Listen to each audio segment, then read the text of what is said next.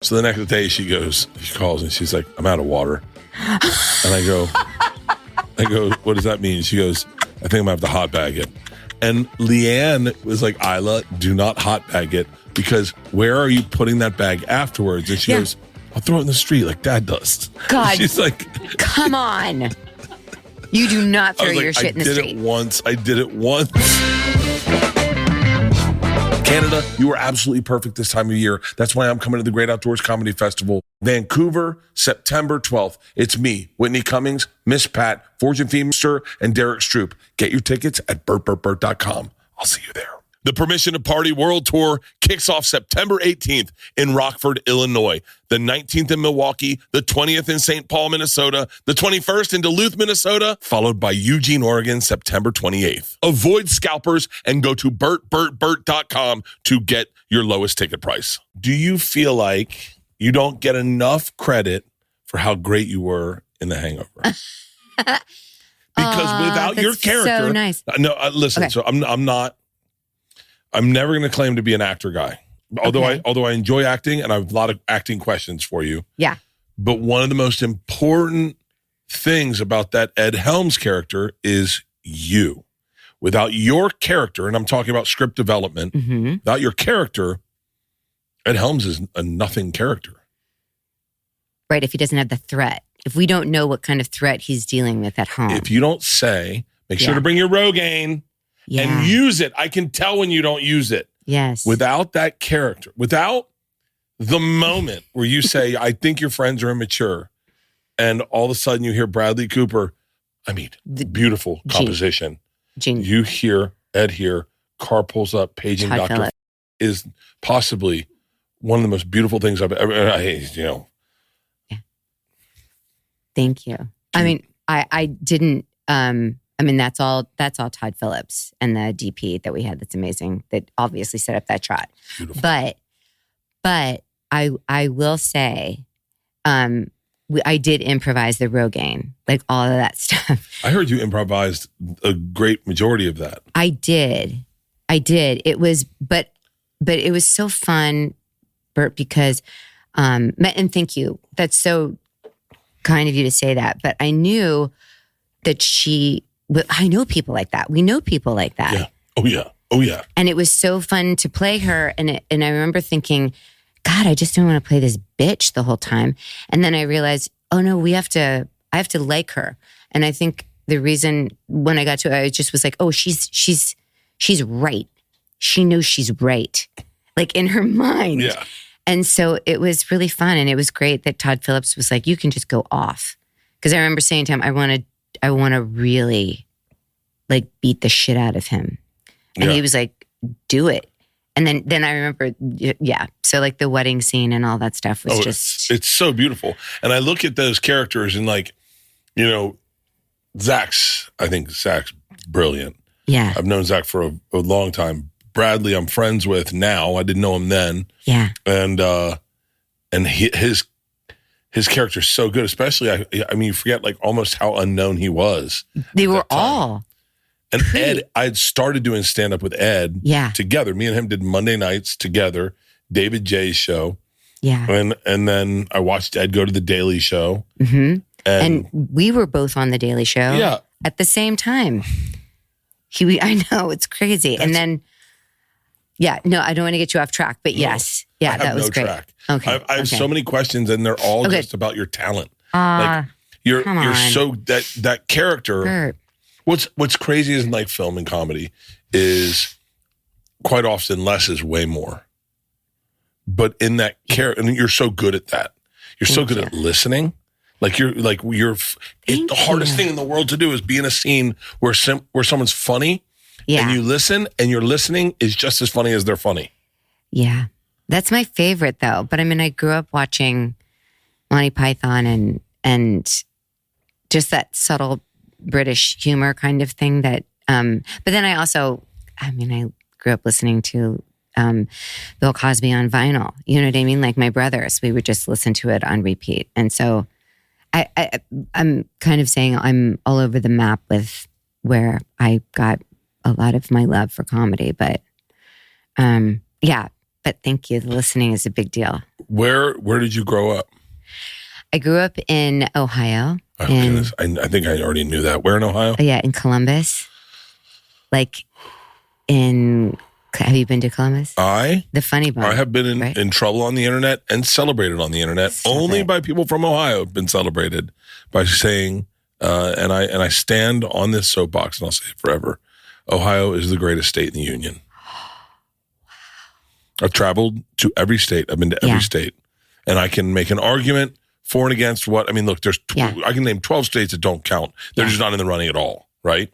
And then I can name the states that you go, well, what about Montana? Not enough diversity. I want to know, what are the states that don't count? New York, California, Florida, Texas. Like there's a bunch of states where they go, Texas is amazing. You're like, no, but you're exhausting people. Like, I love you guys. I love all my friends in Texas, but they always go, you need to move to Texas. You don't barbecue in Texas? Our summer's in Texas? You got to get out on the river. Mm-hmm. And you got to keep it weird in Austin. No one in Ohio brags about Ohio. They are proud. They're proud to be from Ohio. Yes. And a lot of people from Ohio stay in Ohio. But like, I'll tell you, I'll break down why Ohio is so great. Okay. Number one, as a comic. That is so sweet, and that's so great, and I love it, because I just cut you off as you were like, here we go. This is why Ohio is so great. No, but I feel like people that grew up in Ohio, it's a different mindset where you come from working class families. You're not afraid to start in the mailroom and work your way up. You don't feel like anything is owed to you. So I think you have like a strong work ethic, and you kind of respect. You get it. Like when you're working in television, you respect the person that puts the mic on you, to the person that's starring in the show, to the set dressers and all that stuff. So I think that, I don't know. I just think Ohio people they're the kind of people that say hello to you in the grocery store. Yes. And they're not just giving it lip service. Like they really. I know a guy from Ohio who said, hey man, I'm going to beat your 5K. And I went, okay, he's a famous guy. Yeah. And I was just, probably not going to happen. I mean, it's just too famous. And he showed up, Jason Kelsey. He showed up and he was like, yeah, man, I said I was going to be here. That's, he's such a regular guy that like he's from Ohio? Jason and Travis both are from Ohio. They are? Yeah. Isn't that so ridiculous? New Heights, it's the name of their podcast. Come on. Yeah. How did I not know that? I was thinking that they were from Kansas. No. Like Kansas City. Yeah. Kansas City, Missouri. Travis Kelsey. Do you like that? That I was like, Kansas? They're from Kansas. Kansas. I did. I fucking said that. And it's not my strong suit. Geography is horrible. I look smart and I'm not. You do look really smart. I know. By the way, you're absolutely gorgeous. Oh, come on. I swear to God. Well, you know what happened is I was DMing with you and I completely forgot about it. And Christine said, tomorrow we have Rachael Harris. And I went, wait, how does Rachael Harris know me? And then she was like, well, I don't know. We have her on the podcast. I go, hold on. How does she know me? And then I go to your Instagram and the first picture is your cleavage. It's a great picture. Oh, shut up. Wait, it's a great God. picture. Yeah. And I was like, hold on. Well, that's just to get. And my wife's not in the office. That's just so to get followers. And I'm like, how does she know me? Like, and I was like, hang on, I'm trying to do the math. And then I go in and I see our DMs and I'm like, I reached out to you. Was like, I'd love to have you on the podcast. And I go, hold on, where did this happen? Because I know that I got really obsessed with female actresses. Yeah. I got really obsessed because we got the list when we were doing my show. We got the list of female actresses. And I was blown away at who would read, who wouldn't read, who was available, who was like the whole nuance of it. That's a conversation. And like, I got obsessed with age appropriate, appropriate ageism. Yeah. I guess that's right. I was so happy that I got to read, to play to audition for your wife. And so, yeah. Because I was like, oh my God, they're not having a 30-year-old play this. Oh, this is crazy. Do you know why? But I was also like, my wife's an executive producer. Exactly. But Leanne would be like, that's insane. We're not fucking doing that. There was one, I won't say much, I shouldn't say much, but there was like, Leanne and I both were like, they should look like a real couple. They should look like a real couple. And by the way, I love Arden Marine. And she's a perfect Leanne. You said her name right. What? Marine. That's how you say it. Oh, I've known her for a bazillion years and I adore her and she's nothing but sunshine and amazing. And everyone pronounces it Mirren. Mm-hmm. And you pronounce it right. and so I was like, wait, how did we connect? And then I figured it out this morning. Do you know why I reached out to you? Because I listened to you on Michael. Saying the wrong name. No, it's okay. On another podcast? Smallville. Michael Rosenbaum. Michael Rosenbaum's podcast. Michael Rosenbaum. Oh my God. And I listened to you on Michael Rosenbaum. I listened to the whole podcast. And I was like, oh, it was such an amazing interview. And then I was like, and then I just went back and I started deep diving you. And I was like, oh my God, I got it on the podcast. And that's when I DM'd you. Yeah. And then I was like, at the same time, I was obsessed with the change in Hollywood. And I'm never really ever been interested in talking to actors per se, because I'm more of like a comic person. Mm-hmm. But what's going on in Hollywood and the lack of work there is, and the amount of talent that's out, that's sitting on their hands waiting for anything to be shot. Not just LA, anywhere, in Georgia, in Vancouver, in Tennessee, in anywhere, in Pittsburgh. Yeah. It's crazy to me. I would go to Bulgaria right now. Yeah. If I had to. Or if they were like, we're going to shoot a series in Antarctica, I'd be like, all right, kids, let's get some big puffers, some Canadian goose downs. I'm assuming, I don't know why, but because you're living in LA, I'm assuming you're liberal, I'm guessing. Well, that's what funny thing about Ohio. Oh, yeah. Is that I was raised Republican. Yeah. And we had, and that was a different time, right? I mean, like, I'm so old. It was like Reagan and all this stuff. And I really love my parents, and they've since gone. They left. Yeah, they're in Bulgaria. They took off last week. No, they passed away. But I really, I feel for them, because I know my dad would probably say, this isn't the party that this is how I don't remember things. This seems a little crazy, but without getting political, I have respect for everyone's opinion. Yeah.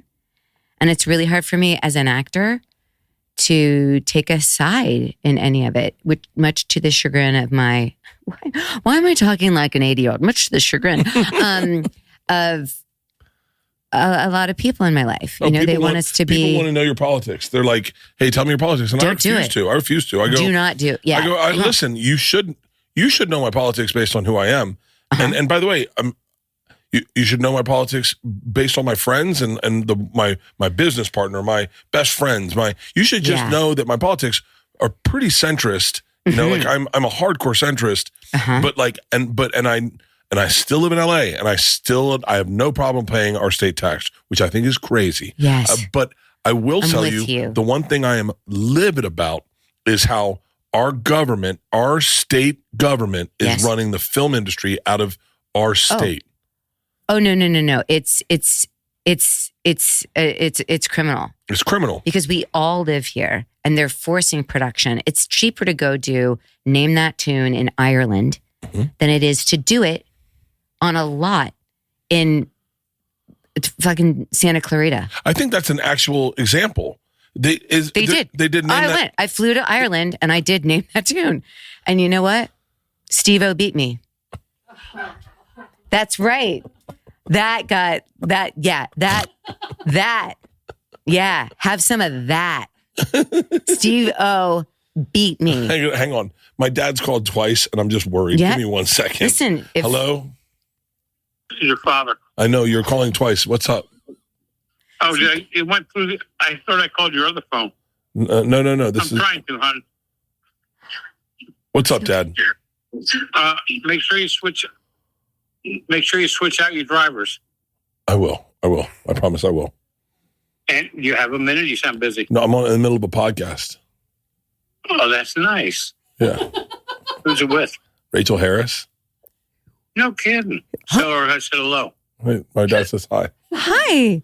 I'm honored that just okay. He can pretend. When you're done, I have personal things to talk to you about. Okay.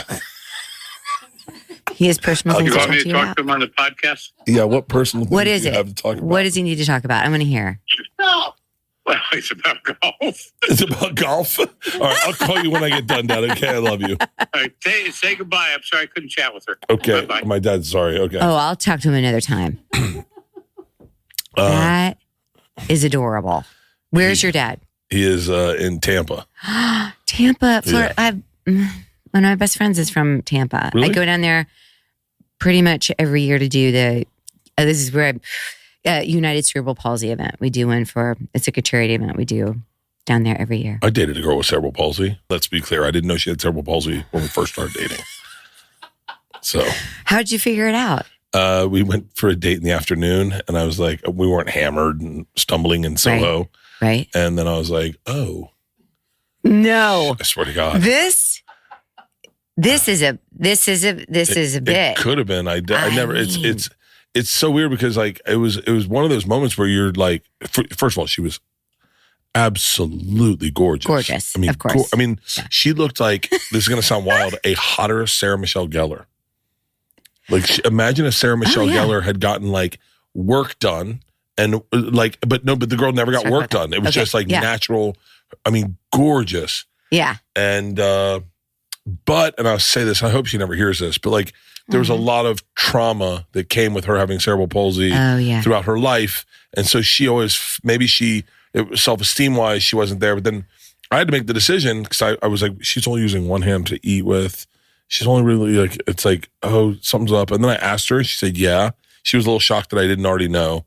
And then I was like, well, I kind of enjoy her. Like, I like her. Yeah. And I was like, well, could I date a girl with cerebral palsy? And I was like, yeah, I definitely could. Yes. And then we started dating. And then she was a little, I was a lot of drama I wasn't willing to put up with, where it was like that had really nothing to do with having cerebral palsy. Yeah, and she was a trust fund kid. She had so much money. Oh, yeah. Too bad. Yeah, you missed out because you really could have used that money. Oh yeah, I guess I'm good now. But anyway, to the long story to the short of the story, the girl ended up coming to see me in Scotland, and her and Patrice O'Neill hated each other. I've never seen two people hate each other more in my entire life. How could you hate Patrice O'Neill? Are you shocked by that? Did you know him well? No, I don't know him well. Okay, that's why you asked that question. I just think he's funny. But I feel like he's a stand-up, right? So he's got certain ways he wants things done. No. He does the same thing all the time, like routine, all of that. You know what I mean? No. He's he was a very, very complicated man. Okay. He was a very, very, and I look, I loved him, and I go down to saying we were friends, like real legit friends. Yeah. He said it to me, I said it to him. I loved him. I didn't go to his funeral because this is how complicated Patrice was. Okay. Is that when he passed, I said to Leanne, I should go to his funeral, and the ticket was $900. And I heard Patrice go in my head, I wouldn't pay $900 to go to your funeral. And I was like, all right, I'm not going. But I've never heard that before in my life. What, that Patrice was complicated? No, that you had to pay to go to someone's funeral. The ticket to fly to New York. Oh, I get it. Hold on. You just opened up my mind. We can charge ticket prices for a funeral. If I can have my funeral at the Greek. Oh. Do you like that I thought that it was? That they were charging $900 to go to Patrice's funeral? In my mind, if you could have seen like the tick, tick, tick, like I was like trying to figure it out. Oh, no. No, Patrice. Horrifying. Patrice was a great guy. I loved him. I loved him to death. But they didn't like each other. And then I left Scotland and left them together, and they fucking, I remember Patrice called me, I was in Santa Monica, and he was like, you got to get this crippled bitch out of my house. And I was like, that's off my plate, Patrice. I'm in Santa Monica. Like, what year was this? This was before 90, Leanne. Oh, yeah. Well, way before Leanne. Obviously. This is 98. Wow. Yeah, 98. Yeah. Because he passed in 2010. Wow. 2011, maybe. 2010. Wow. But yeah, the cerebral palsy. Nope. Oh. I think we're done with cerebral palsy. Okay, great. Yeah. You're friends with Cheryl Hines. Yeah. I love Cheryl Hines. I love her so much. I love Cheryl Hines so much. I love Cheryl Hines. And by the way, thank you. I know she probably knows me now. I've known her for a very long time. I've known her for probably 21 years. Yeah. Because she used to run a poker tournament with her ex-husband. Yeah, with Paul. Yeah. Yeah. And her ex-husband did not like me. And he was pretty. I mean, I can say it now. They're married, but like They are he married. was pretty brutal to me. And he just didn't. He would put on a Hollywood poker tournament at his house. Yeah. And Cheryl's from Tallahassee. I went to school at Florida State. Yep. And so the first time I met Cheryl, she was so kind, and she was a star. She still is a star, but she was a star at the time. Like she was on Curb. Yeah. And like everyone knew her. Yeah. And she was so nice to me. Yeah. And she brought me in her house, and I think I played poker with her. I think I played poker with her one time at a different table, and we talked about Tallahassee. And she came over, and she was like, "Hey, Bert, what can I get you to drink?" And she poured me a drink of a very expensive whiskey of her ex-husband's, and he got a little. He gave a little pushback, and he was like, And then he made a comment of like, he knew who I was, and he was like, "How do you have enough money to play at this table?" And I was like, no. And by the way, it was an accurate assessment. and I was like, and he's like, "This is gonna hurt if you lose." And I was like, "Yeah, probably." And he was like, and he was just kind of bullying me a little bit. And then I got knocked out, and he was laughing. He goes, "Oh, you got a kid at home. You're out of money. What, you gonna go on the road?" He was a comedy manager. Yeah. Yeah. And then Cheryl poured me another glass of his whiskey, and she goes, "I think he's going to make it up in your whiskey tonight, Paul." And oh my God. I fucking love Cheryl Hines. I love Cheryl Hines. No, she's a really good friend. I mean, I've known her for 35 years. She's Tallahassee royalty. She really is. She's a good person. And she's just so many times with my children and everything. She's always been there to like help me, and we're best friends. So when did you guys? When did you come out to LA? When did you get me from Ohio to here? Okay, so from Ohio, I studied theater, and I was like, I'm going to be a dramatic actress on Broadway. Where did you study theater? Otterbein College, and it sounds like a Nazi concentration camp, but it's Otterbein College in Columbus, like in Westerville, Ohio, right outside of Columbus. And I went there, and I loved it. And then I moved to New York, and I could not get a job anywhere. No one would hire me. I worked in every restaurant and did like a children's theater tour, which was horrifying. You're doing like theater for 200 kids at 10 a.m. in the morning. Good times. And then I dated a girl who did that. What? I dated a girl who did that. Oh boy, I'm sure it's just while she was doing it. While she was doing it, she was in. It's depressing. We were in college, and she would go down to her hometown and do shows down there on the weekends at times, and I was just like, it's tough. I was like, I was like, I'll never be an actor. It's just you just want to make money, so you take jobs for different reasons. But so that was in New York, and then I had an agent that said, I'm starting an agency in Los Angeles, and I think that you would work in commercials and TV, and would you be interested? And I was like, yes. So I flew out to LA. Dude, I am loving Goodles. If you haven't heard of Goodles, this is like the mac and cheese we know and love, but it is packed with protein and nutrients. And their newest launch that I'm so excited about is single serving cups. What's better than delicious mac and cheese made in minutes? Nothing.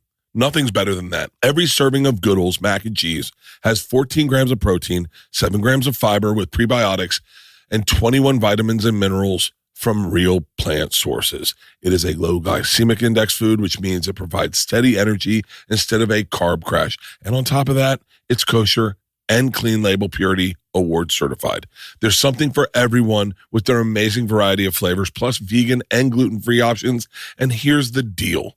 I have a 19-year-old who has a crazy palate, but this is her favorite thing in the world. And as a father, I know that if I send these to her in college, she will eat these. The single serving ones are so much easier for her to wrap her head around. And I know that she's getting the protein that she needs. I know that she's getting the fiber that she needs. And I know that she's getting all the vitamins and minerals that she needs. I am telling you, trust me.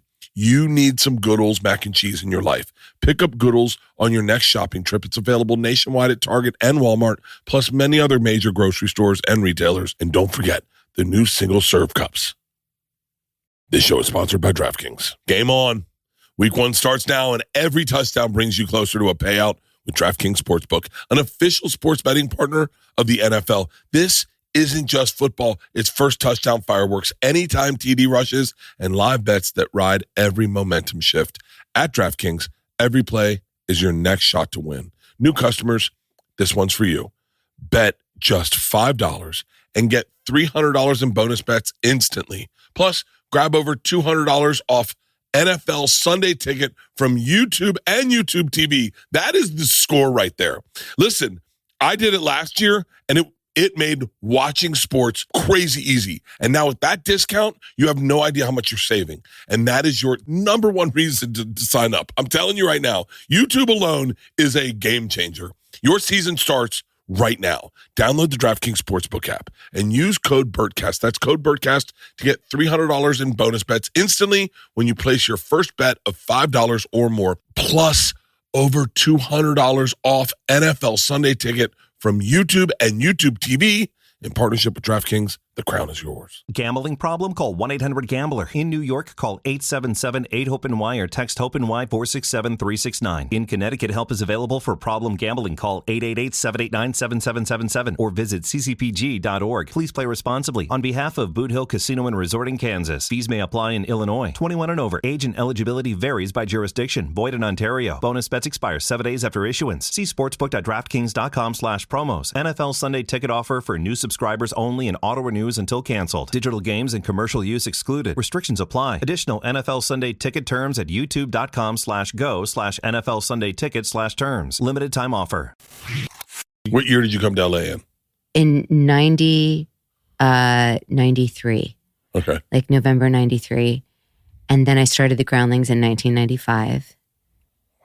I started taking classes in 1995. And that's when I met Cheryl, was when we were starting to take classes. And then I got into the main company in 2000. Who was in the main company when you were in? It was Cheryl, Melissa McCarthy, her husband Ben Falcone, Jim Rash, Nat Faxon, Mitch Silpa, Rachel Ramris. Like Kristen Wiig was after me. Will Forte. I'm trying to think like really some incredible people. It's amazing the talent. Jennifer Coolidge. I did shows with Jennifer Coolidge, which was insane. Is it the institution of the Groundlings, or is it the Groundlings as a beacon that brings talent to it?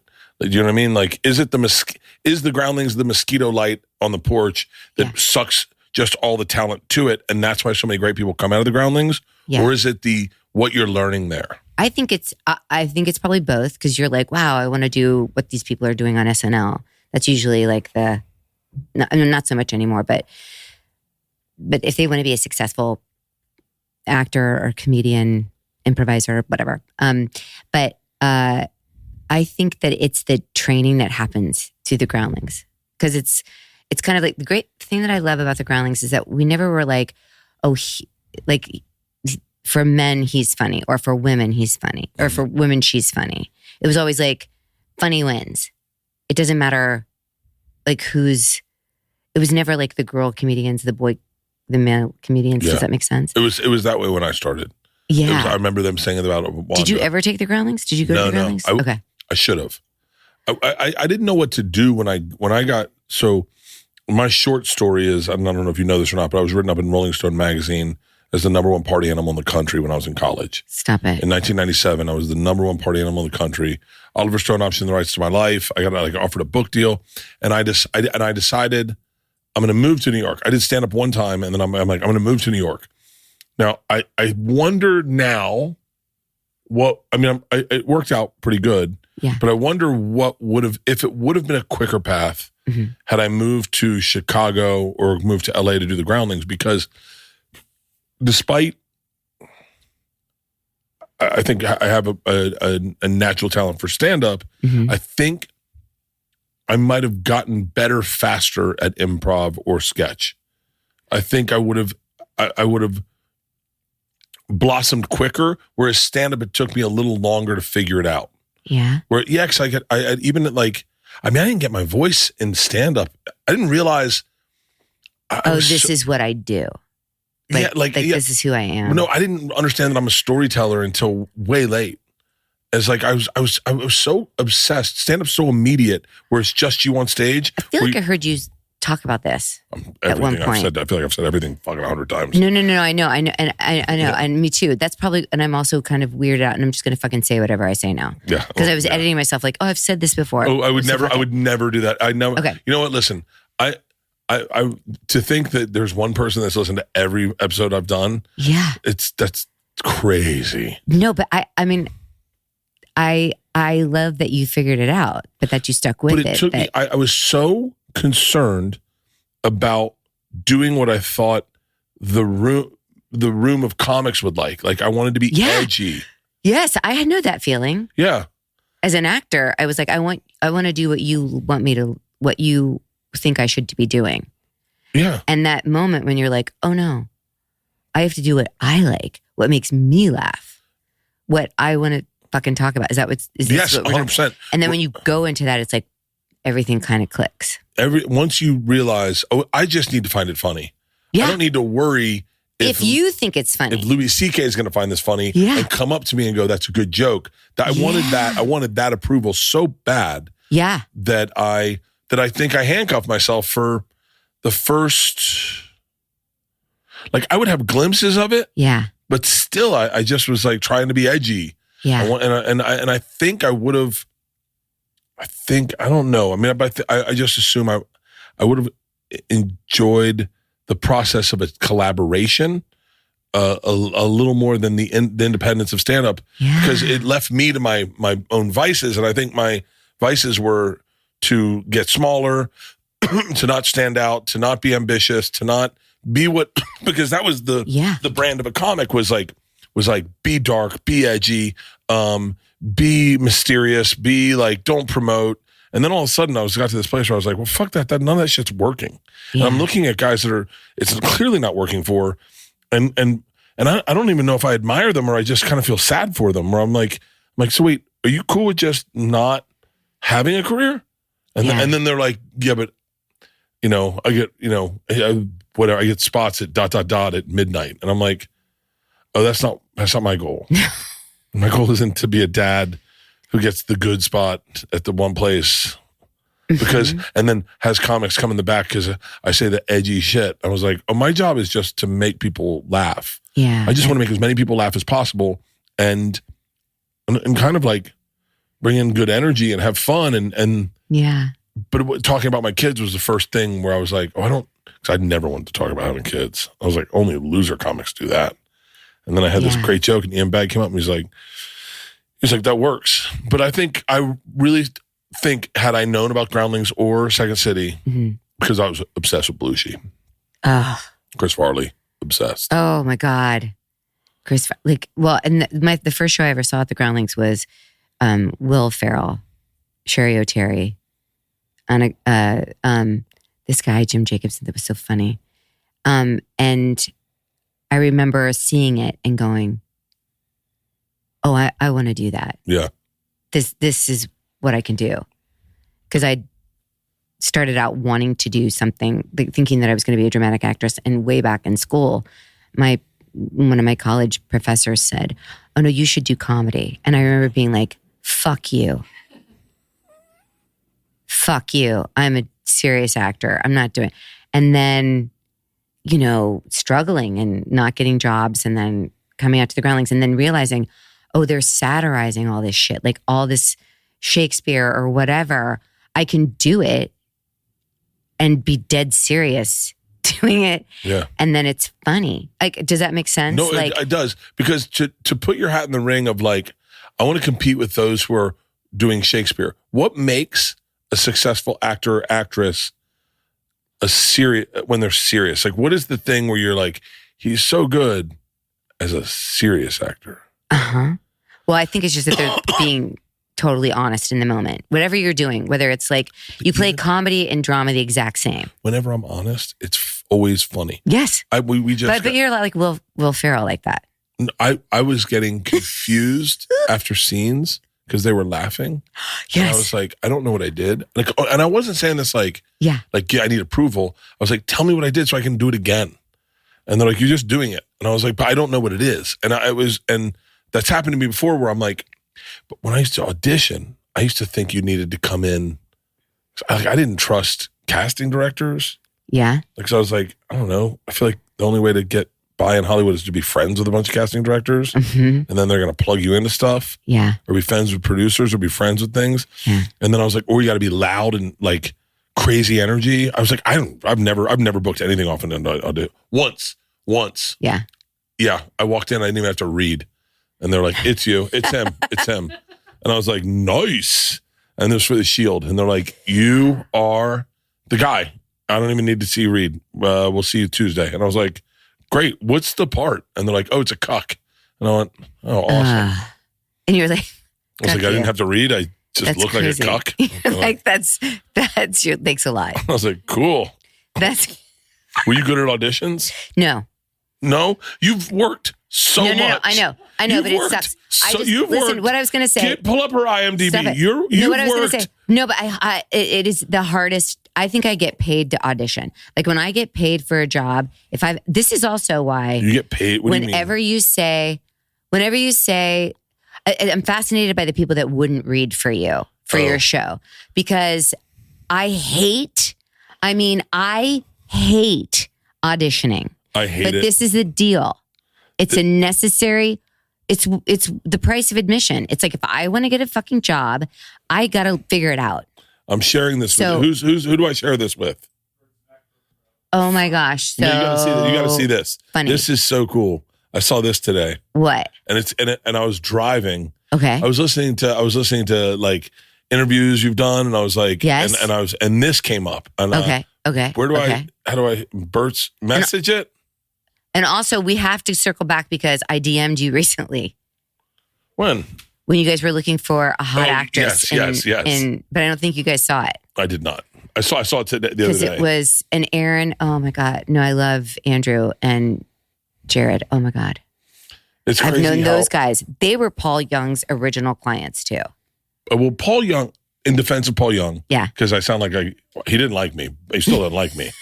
Sure he does. No. He's a lot different than he was back then. Oh, well, good. He was partners with one of my favorite human beings alive. Peter Principato. I love Peter Principato. One of the sweetest guys in the entire world. I know. I love that guy. He was my manager forever. For real? When I was doing The Hangover and all of that stuff. He was just such a... It haunts me. So great. I love it. Oh. Check that out. Oh, there's my birth date. You guys, I'm 75 years old. Okay. It's fucking great. They just play. What are you doing?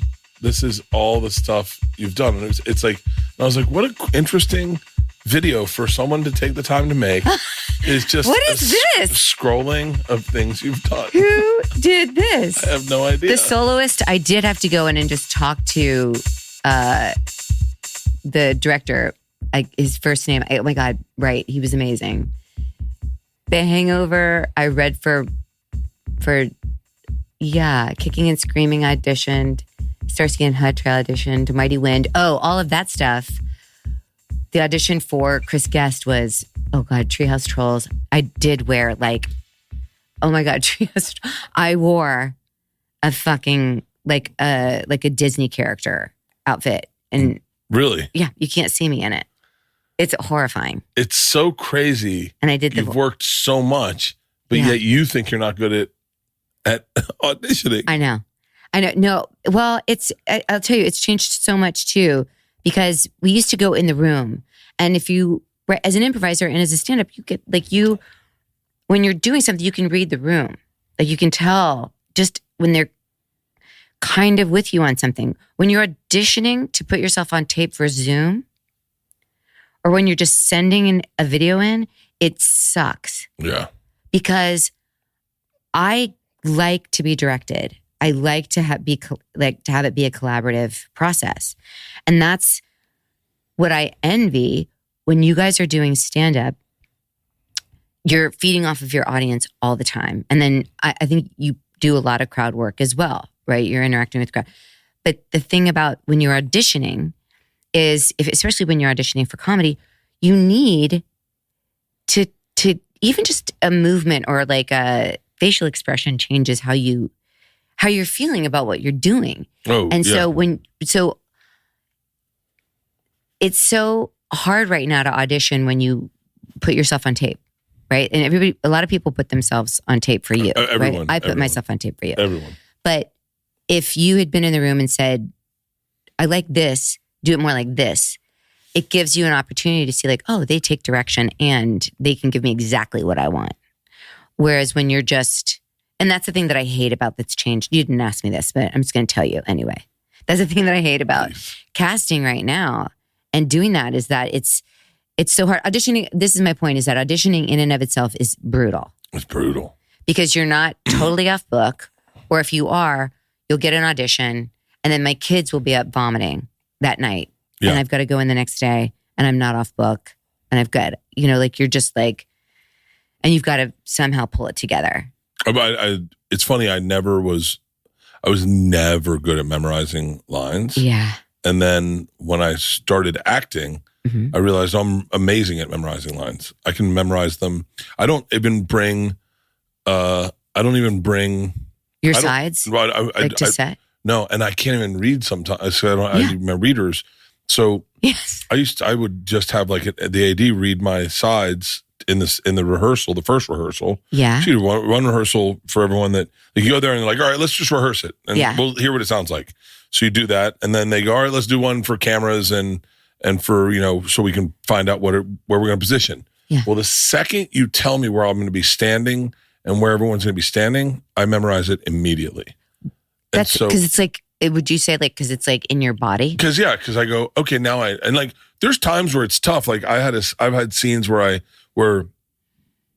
the joke is you're saying the same thing, but you're saying it 3 different ways. Yeah. And that's really difficult for me. So hard. Because you can't repeat words and you got to be exact. But for the most part, if you tell me where we're going to stand and where we're going to do it, I can memorize it within three times of doing it. Yeah. And now I wish I had those auditions on they don't exist anymore where you go into the room. It's testing. So you got to get through the loop of sending insights. And they're so mountainous of all the actors that you get where you're like, and as an actor, you go, I'm going to watch every single fucking one. Yeah. And you do. And then all of a sudden they all kind of start sounding alike. And you're like, I don't fucking know anymore. Like, I know. It's impossible. That's why it's nice to be in the room. Because then you also get to be like, oh, they're a normal person. Yeah. Oh, they're nice. Like they just have an energy. You don't get their energy. I think it's a big deal. What's the one role that came your way and you were close on? You would have been like, oh, that would have been nice. Okay. This role, it haunts me to this day, because, and the person that played it did it beautifully, and I think everything, whatever, it happens for a reason, all that shit. But this is the thing. But this is what fucking happened. Is I was back in the day. I was auditioning for. I'd been offered a couple of pilots. Okay, one called Cop House that I ended up doing with me, Nick Kroll. Yeah. A little guy named Tony Hale, me and this other guy, Curtis. I can't remember. He was so nice. And it was directed by Brett Ratner. It was a fucking half-hour comedy directed by Brett Ratner. And I love Brett. Yeah. I love Brett. And I'd done another film with him. And one time he called me at 11:30 at night and said, hey, can you be at this location in an hour? I need somebody to be funny in this thing. And I said, yes, I'll do it. And I drove down and then he sent me a thing of roses that was like as big as a small child's pool. You know what I mean? Like I'd never seen anything like it before in my life. So that when he did this pilot, I was like, oh, this would be so much fun. And with Tony and Nick Kroll and these guys that were so stupid. And but then I was offered that pilot, okay? And then I was offered another pilot. And then I had to test for this pilot that Steve Levitan and Chris Lloyd were doing. And I had read it, and I had said to my agent at the time, this is genius. I know exactly what to do with this part, and I would love to play it. And they said, well, you have these 2 offers. They're not asking you to test. If you test, these 2 offers go away. So you could end up with nothing. So it's like sitting at gambling. And they said, even if you test, there's no chance you're going to get it. And Chris Lloyd and Steve Levitan went around my agents, emailed me and said, all you have to do is walk in the room and test, and it will be your part. And my agents were like, this has happened to people before, that at the 11th hour, they just offer to somebody else. And they're like, and not in good conscience, we can't tell you to take this job. And I was like, oh my God. So Cop House, with all of these fucking fun people that I knew and loved, I was like, well, I'm going to do that. Oh, and at the same time, Eugene Levy had called and said, I want you to play this part on Schitt's Creek. And it's to play Chris Elliott's wife. And I said, oh my God, what the fuck? And I was like, Eugene, I said, this has happened. He's like, well, you got to take that, Rachel. He's like, Eugene was so nice because I had done all the other Christopher Guest movies with him. And he was like my dad. And he was like, no, take this. It's fine. He's like, I really understand. And you're working on something else. And so then I took Cop House. We shot it. And then Cheryl Hines says, oh my gosh, I got all the pilots that were picked up. She was like, I got DVDs of them. And I said, okay. And I said, how does it look? The one that I passed on. And she said, I don't think you should see it. And I was like, what do you mean? And she goes, it's really, really good, Rachel. And I was like, okay. And we found out that Cop House, they passed on it. And it was Modern Family, to play Claire in Modern Family. And Julie's amazing. Yeah. Julie Bowen is fucking amazing in it. And she tested, I think I would have tested against her, but it was, that was a 20, and we're done. 2 hours later, I'm done telling that story. Sorry.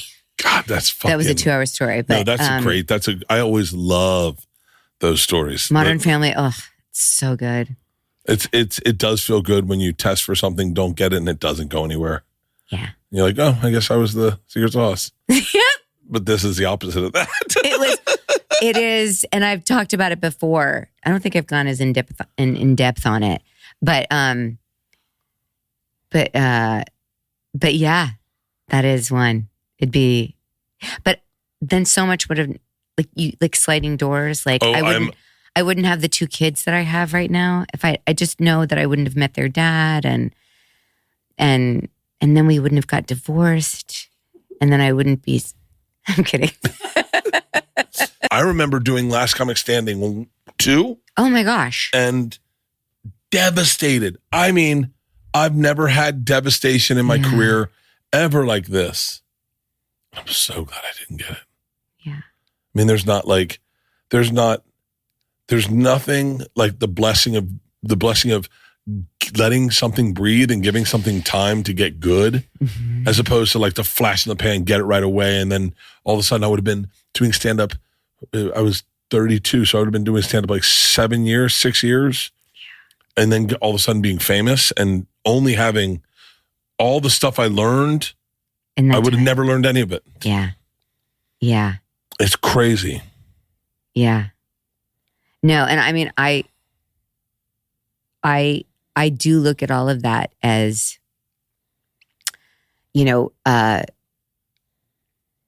rejection, or that wasn't a guarantee. Like I have agents and people that say, I still stand on what your agent said. You still had to, they were looking out for you, and you did the best thing. By the way, with the talent lineup on that, I'm like, why wouldn't that go? Exactly. It was, I think I have a lot of feelings about that. But I think Brett Ratner, he didn't. Okay, let me just tell you this. He did not think Nick Kroll was funny. He didn't understand why Nick Kroll was funny. Nick Kroll makes me laugh when he's not trying to make me laugh. I know. I had a meeting with Brett. Right? I love Brett. I had a meeting with him one time. Okay, Brett's the kind of guy that sits at Video Village with his feet up. I love those guys. But no. But with his feet up, you're doing a take, and he was like on his phone, and you're like, yeah, we're acting, but also, I had a meeting with him one time, and he had a great fucking office. Oh, I bet. I'm sure he did. Great office.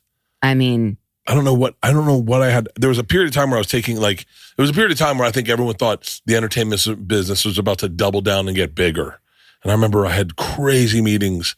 Then everything just kind of like Hollywood just went like this.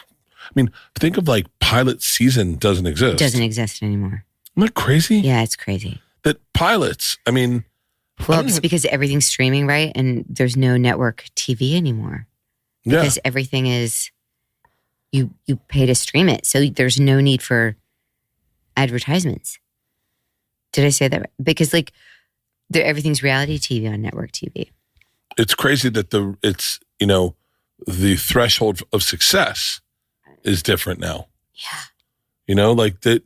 The idea. Stand-up arenas, going out, at least in a weird way, I love that is what people want to do right now, that they want to go to concerts, that they want to get out, that they want to be around each other. I think we need that, especially after COVID. But yeah, for actors, if we're going to get live action TV doesn't happen anymore. I mean, were you guys single camera or multi-cam? Single camera. You were single cam. Okay. Leanne Morgan's got. I'm on it. I know that. I did. Yeah, Leanne Morgan's multi-cam is great. It is. She's I love her. Do you know Leanne? Very well. Very well? I FaceTimed her. Come on. The day after it hit number 2, I think. Yeah. And I FaceTimed her that day. I watched it. I watched it on the elliptical and I came back to my Leanne. Mm-hmm. And I was like, I got to FaceTime Leanne Morgan. And I FaceTimed Leanne Morgan. I was in a white robe. She was in a white robe. And she was like, her. She's like, oh, Bert. And she got emotional. And I was like, congratulations. I literally thought the multicam was dead. No, your show is going to be the same. Because you both, no. You both have great energy. You're both incredibly grateful, kind, funny, just naturally funny. Having to transition from summer shenanigans to the focus needed in the fall should be illegal. Ditch the glitch with 0 sugar and 0 crash from Liquid IV's new energy multiplier, sugar-free hydrating energy. It's scientifically formulated to support physical energy, hydration, focus, mood, and social stamina. 0 sugars, 3 times the electrolytes, and 9 essential vitamins for a sugar-free, crash-free boost made with electrolytes, vitamins, and natural caffeine for a jitter-free, sugar-free lift. Helping you balance throughout the day without the crash or the jitters. It comes in 2 mouthwatering flavors, sugar-free strawberry kiwi, which I think I just put in, and sugar-free energy blackberry lemonade. You put it in the water, you stir it up, you drink it, you have a kick, and it tastes phenomenal. That's all you need to know. The 0 sugar is what got me, especially if any of you are trying to stay keto like me.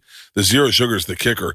Have one of these first thing when you wake up in the morning and you start your day in the pluses. Ditch the glitch with 0 sugar and 0 crash from Liquid IV. Tear, pour, live more. Go to liquidiv.com and get 20% off your first order with code BERT at checkout. That's 20% off your first order with code BERT at liquidiv.com. I just tried the best pair of underwear that I've ever worn in my entire life. They're Skims. Skims by the Kardashians. Kim Kardashian, I think. I'm not really sure. All I know is that I hear women talking about Skims all the time. And then we get the sponsor, Skims. They send me these boxer briefs. They're tight boxers, and I don't wear underwear. I've never worn underwear. I feel like underwear gets in the way. I touch these underwear and they feel slick. They feel thin, real thin. And then I was like, I'm going to try them out for a workout because I wear underwear to work out. I threw them on. And they were magic. I'm saying magic. They are the most comfortable underwear I've ever worn in my entire life. And I'm not just saying this. I am not an underwear guy. But I do need to wear underwear at certain times. Like if there's certain pairs of pants that calls for underwear. And these underwear are phenomenal. No wonder, because every woman brags about Skims. Every woman loves their Skims. Every woman's talked about their Skims. And they're not going to skimp when it comes to men. The underwear is fantastic. Trust me, their underwear is better than you think it is. Boxers, they have briefs, they have tees, they have tanks, they have hoodies, they have sweatshirts, they have shorts, they have pants, they have pajamas. I am telling you right now, the stuff at Skims is awesome. And I'm saying that based on those one underwear I put on. Dude, if you do underwear right, you do everything right. Shop Skims Men's at skims.com. Let them know we sent you. After you place your order, select podcast in the survey and select our show in the drop-down menu that follows. Trust me, these underwear are going to change your life. You're going to start looking forward to wearing underwear. And they have a bunch of other great stuff too, but goddamn, that underwear is good. Thank you, Skims. Well, it's like I heard you talk about the Hangover, and you said like we didn't know it was going to be the hit. We just knew it was a lot of fun to shoot. Yeah. And we also knew, like, I just liked hanging out with these ding-dongs. Yeah. Like, Zach Galifianakis, while we were shooting one day, he's laying on the grass. Because you do. Yeah. You know, as one does. He's laying on the grass. And I walk over to him, and I literally was like a moment where I was like, "What's up?" But I'm in the dress. It's like the wedding scene, but we're like, yeah. And I go, "What's up?" And he looks at me, because he's laying on the grass, and he's kind of laying in front of me, and he looks at me, and he kind of looks like up my skirt, but he didn't really look up my skirt. And then he goes, "I can see your pad."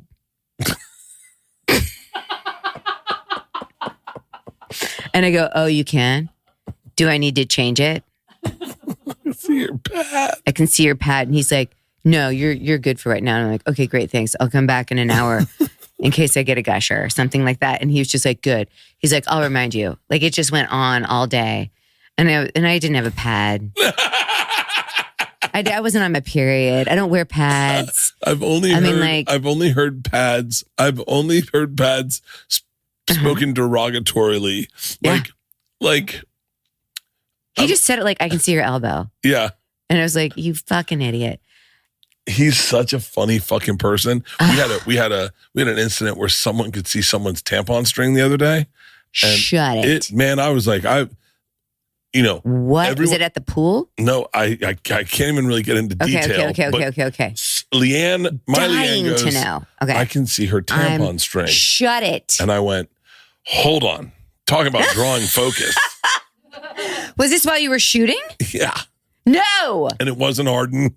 Thank God, because but Arden, nah. We're past that now, probably. I think. Does Arden still bleed? And she would love this, by the way, even if I was like. I think she does. Okay, good for her. Because Leanne talks about menopause nonstop. Well, listen, I could talk about it forever and ever. Leanne, I mean, like. I know. I mean, does she sweat the bed? Oh, God. Well, we're in a sleep divorce right now. Oh, yeah, of course you are. Yeah, Can I just tell you what's hotter than anything is being in menopause and dating. Oh, that's got to be fun. My last boyfriend was like, "Jesus, it's like a fucking pool in here." Oh, yeah. And I was like, "I know." She would get soaking wet. Yeah. And then I'd be like, what? Like, are you sick? Do we need to crank the AC down to 66? It doesn't matter. It didn't matter. It doesn't matter if it's fucking 80 or 52. Yeah. Yeah, you are sweating. And it's so sexy, especially if you've had a spray tan. Oh. And then it comes off on the sheets and it's just like, this is a car crash. What happened in this bed? And then you're like, I remember not saying I was in menopause to the person I was with. I just said, "Oh, it's just hormonal." I could not say menopause. Because it's like I just imagined him running out of the room with his hair on fire. Like, this means she reminds me of death. If she's in menopause, her body's slowly shutting down and she's going to die. She's, why don't you go get her a shovel? Yeah. We're digging a grave. Yes. Sorry, I blew somebody's head. Leanne is obsessed with menopause. Yeah. And more importantly. And Leanne too is. Leanne Morgan. I've watched the two of them talk. Oh my God, Rachel, I could put you in my pocket. I'm just going to take you home. Leanne Kreischer talks about menopause so much that the other day we had a business opportunity with a medical company. Yeah. It's like I'm really into I have a longevity doctor. Yeah. Oh. And so they do your blood work. I'm going to get that doctor. It's amazing. But what happened is, and no one really does the work on. No, the medical school spends one day on menopause. That's it. One day. Yes, I know. Does she follow Dr. Claire in Tennessee? Okay. Certainly. Yes, I'm obsessed with her too. I mean, do you believe that? One day. One fucking day on women after we're useful. Until after when we stop having babies. Okay, thanks. You guys are put out to pasture. Thanks a lot. Yeah. And so Leanne is we work with this one doctor or this one company. I think there's doctors in it, and they regulated her hormones, and it was like sparked her back to life. And now her cause is like she is so obsessed with trying to get into perimenopause for women to help them with the transition. Yep. Because the transition is the thing that like it starts. Like Leanne could talk better about it. In your 30s to 40s, right? Yes. And so she's got the women in this office. Yeah. She's got them all on pills and testosterone and hormones. Yeah. Testosterone's great, but it can make you a little bit aggro for a woman. I'm already pretty aggressive anyway. And so it just makes me, with my kids, I was just like, Jesus, calm down. But I'd be like, what are you doing? Yeah. And they were, Mom. And I come from that character from The Hangovers. I didn't just pull that shit out of thin air. That was based on a rageful mother, but that's another session. But Leanne's had some, I don't know what we call them, but she's had some blow up moments. Because it's for her, it's menopause and low blood sugar. Oh, wow. Yeah. With a high blood sugar spike with her estrogen. Yeah. And it's a perfect storm for talking to the most irrational person you've ever met in your entire life. My favorite moment. Are you talking about it in your stand-up though? Like, no, I mean, there's only one thing the thing is, usually if we're fighting and something funny happens, it ends the fight immediately. Yeah. It immediately, if something funny happens. Can I tell you my favorite thing that she's ever said about you? Who? My wife? Mm-hmm. What? It was when she said, oh my God, I don't know if I can be with this man. He's like a little boy. Yeah. And someone said to her, I don't know exactly who it is, but they said, I just want you to understand something. This is who he is. And if you can roll with it, you're going to have the more fun than you'll ever have in your entire life. And I think I'm paraphrasing it, obviously. No, yeah, I remember her. Yeah. And I just think I just love her because I think a lot of times we look at people and we put them in boxes and we think, oh, well, if they don't do X, Y, and Z, we're missing out on the magic of who that person is. Yeah. And I think a lot of creative people, they're not super easy to deal with on a day-to-day basis, right? Yeah. But boy, they sure love intensely and they love to have fun. And I don't think I'm articulating it well You're articulating enough, it to me. I get it. But they are enthusiastic about life, and also very like can go low when they're very worried about something. Oh, I'm. It's like I can go from the kid that wants to go to the water park more than anyone in the world to finding out we're not going to the water park and be like devastated. Yeah. And I think I've done that with her at times where like I get so excited for something. Yeah. I love, it exhausts her, but I try to eventize life, meaning I look for things so that when something's over, I got the next things coming up. Yeah. And so like I said to her, you always have something to look forward to. Always. I know. I need that. And I don't, I get it. This is how bad I am. So you know how depressing it is when you wrap a series and you're like, oh yeah. And you're like, so now I guess I'm not worth anything. Yes, and exactly. It's that like, I'm never going to work again. I'm never going to work again. No one's going to like it. I took too many chances. Yeah. I took too many big swings on this. Yeah. I can't act. I don't know what I ever thought I was acting for in the first place. Like, you go. Yeah. Oh, and so I said to Leanne, I was like, hey, the series wraps on the 11th or whatever. Mm-hmm. I'm taking the whole family to Hawaii the next week. Yeah. And she was like, this seems like a lot of money. And I was like, don't worry about it. Don't worry about it. Yeah. Listen, I go, my parents are still alive. Your dad's still alive. Our girls are still young enough where we can hang out with them. We don't have to bring boyfriends with us. I go, Cotty's kids are young. Cotty and we'll bring my other sister, her boyfriend. Mm-hmm. I go, babe, we have to do this. And it makes sense on paper. And Leanne's like, okay. And then I was like, awesome. So I'm going to leave for Hawaii on the 12th so that I don't feel anything about sadness about leaving the series. I'm going to go right from the series, straight to Hawaii. And then I'm going to be in Hawaii and I'll meet you the next Monday. And she was like, hold on. She's like, no. And I was like, and then I'm going to go do Spokane and then do Vancouver. Basically, all you're saying is I'm going to avoid pain. I'm going to avoid pain, yeah. And then I'm going to avoid pain. And we're going to Red Rocks. We're going to Red Rocks on the 1st and the 2nd. And I'm never going to feel pain again. I'm never going to feel it. It's going to be a fucking party. I know. I know other stand-ups like you. Oh, I know. I have a good friend that's very, very, very similar. That he's always going. And then I start tour.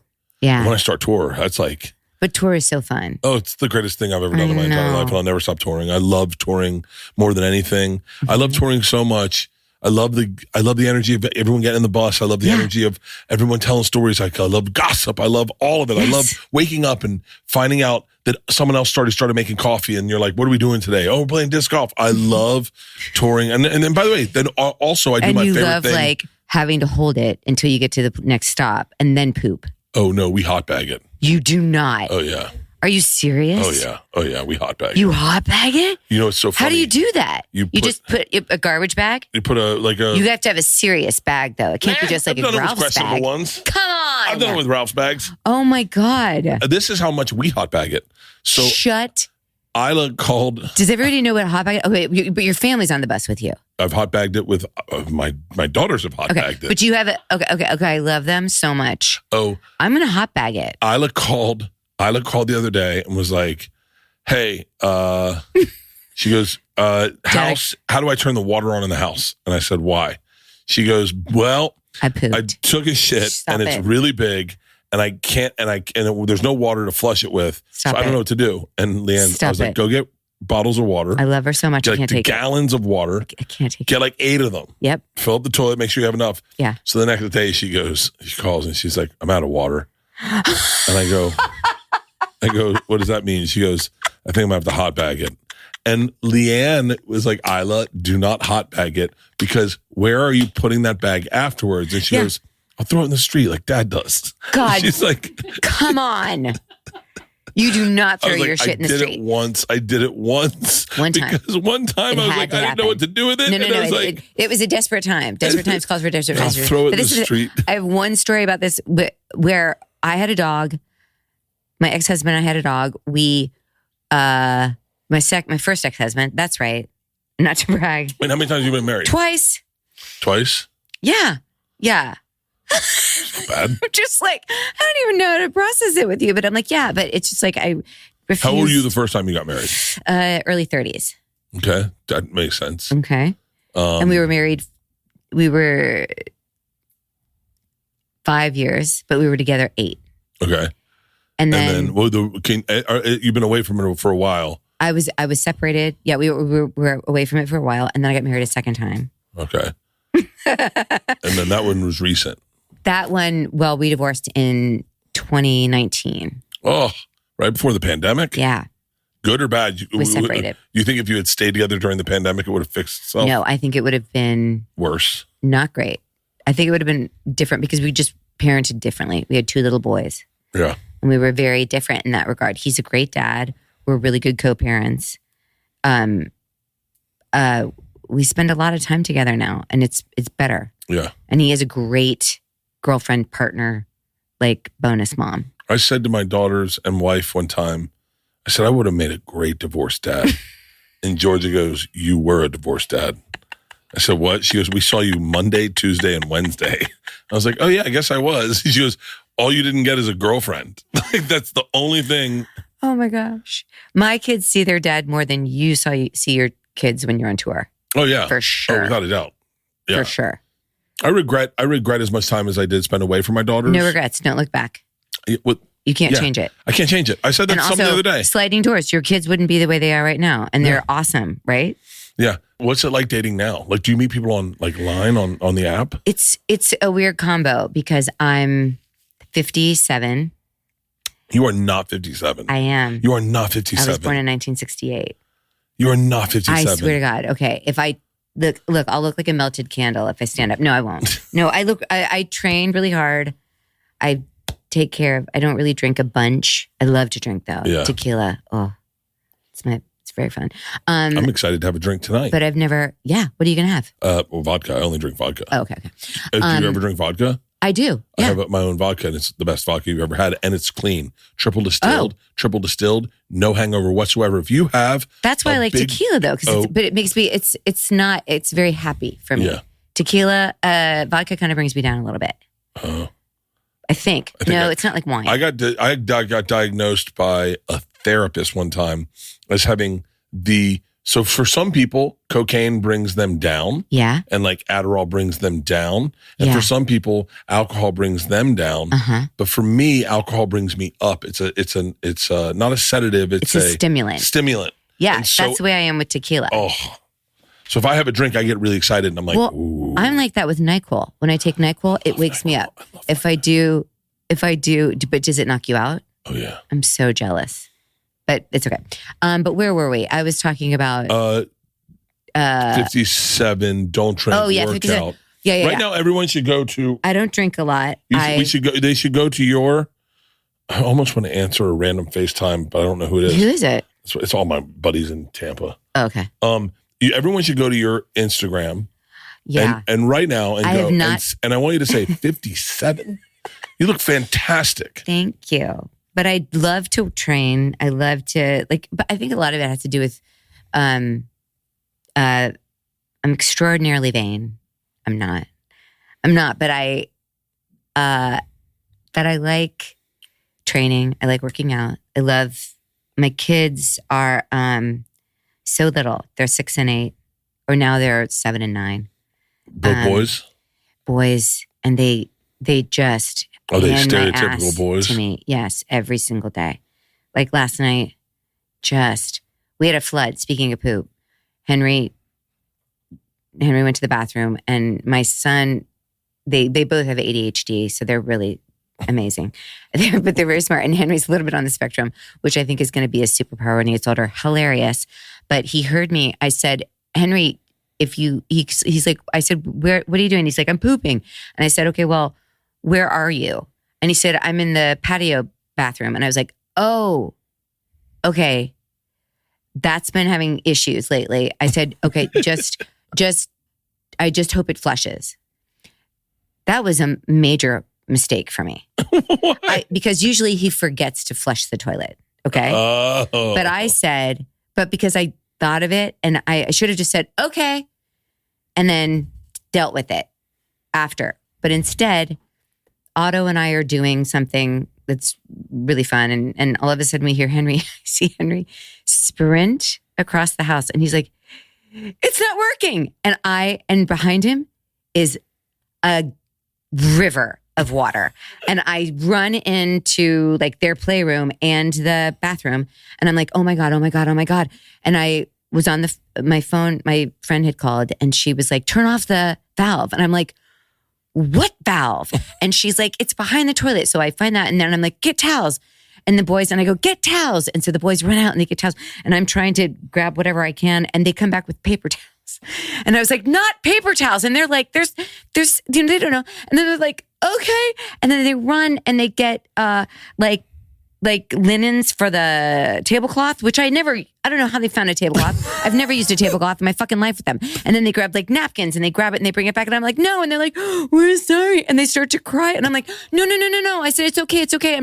I can't fucking believe this. Right. Like I was like, can't fucking, and I do swear, but I have to tell them all the time, it's not smart to swear, but I love it and I can't help it. And I said, please don't. And I said, Henry, what did you do? He said, I don't know. And I said, how many times did you flush? And he's like, I don't know. And I said, okay, nobody's in trouble.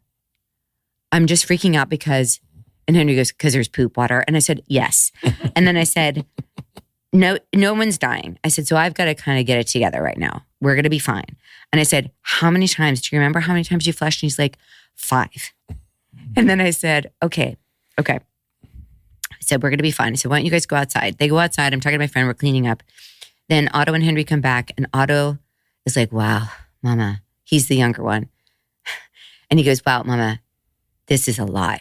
He's like, you have a lot that you have to clean up. He goes, and I don't know how the fuck you're going to do it.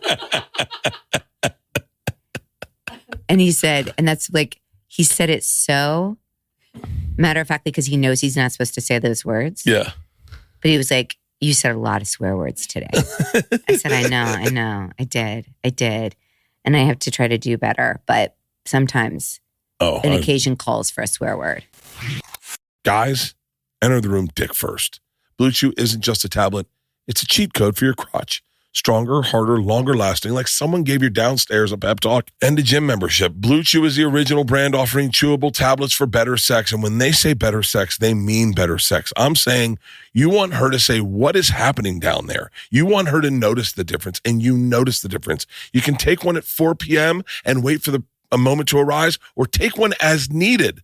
I kind of like taking one at 4 p.m. and waiting for the moment to arise. Because you know what happens? You become a better boyfriend. You become a better lover, a better husband. You start doing things like you take a Blue Chew and then you go, hey, would you like me to make dinner? Because you know what you want. And then it's almost like edging. Guys, this isn't just about performance. It's about legacy, or a third legacy. Give her group chat something to talk about. You know, when you lay it down, they're going to talk about how it gets up. Nothing makes you more of a legend than a little Blue Chew. Discover your options at BlueChew.com, and we've got a special deal for our listeners. As always, get your first month of Blue Chew free. Just use promo code Bertcast at checkout and pay $5 for shipping. That's it. Join Blue Chew's mission to upgrade humanity one thrust at a time. Head to BlueChew.com for important details and safety info. And thank you, Blue Chew, for sponsoring this podcast. Life's been absolutely crazy lately. And one thing that helps me unwind, Cornbread Hemp's CBD gummies. Cornbread Hemp CBD gummies are made to help you feel better, whether it's stress, discomfort, or just need a little relaxation. Like last night from Santa Barbara to LA, I took one and I relaxed the entire ride, just chilled. And the best part is that they only use the best part of the hemp plant, the flower, for the purest and most potent CBD. Formulated to help relieve discomfort, stress, and sleeplessness, all products are third-party lab tested and USDA organic to ensure safety and purity. And the best is, this CBD is phenomenal. You take one, hop on a plane, and you relax the whole time. You don't need a cocktail. Take one at night, and you sleep like a baby. I always say my sleep score is through the roof, and it's because of these bad boys. There's nothing better than just a little tap out. A little saying, let's take the edge off today, watch a series on Netflix, and gently fall asleep. Right now, Bertcast listeners can save 30% on their first order. Just head to cornbreadhemp.com/Bertcast and use code Bertcast at checkout.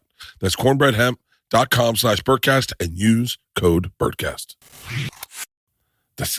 I can't imagine having, how old are yours right now? It's 7 and 9. I can't imagine having 7 and 9. Two boys. You're not even, I feel like, I gotta be honest with you, I feel like you haven't even started. I know.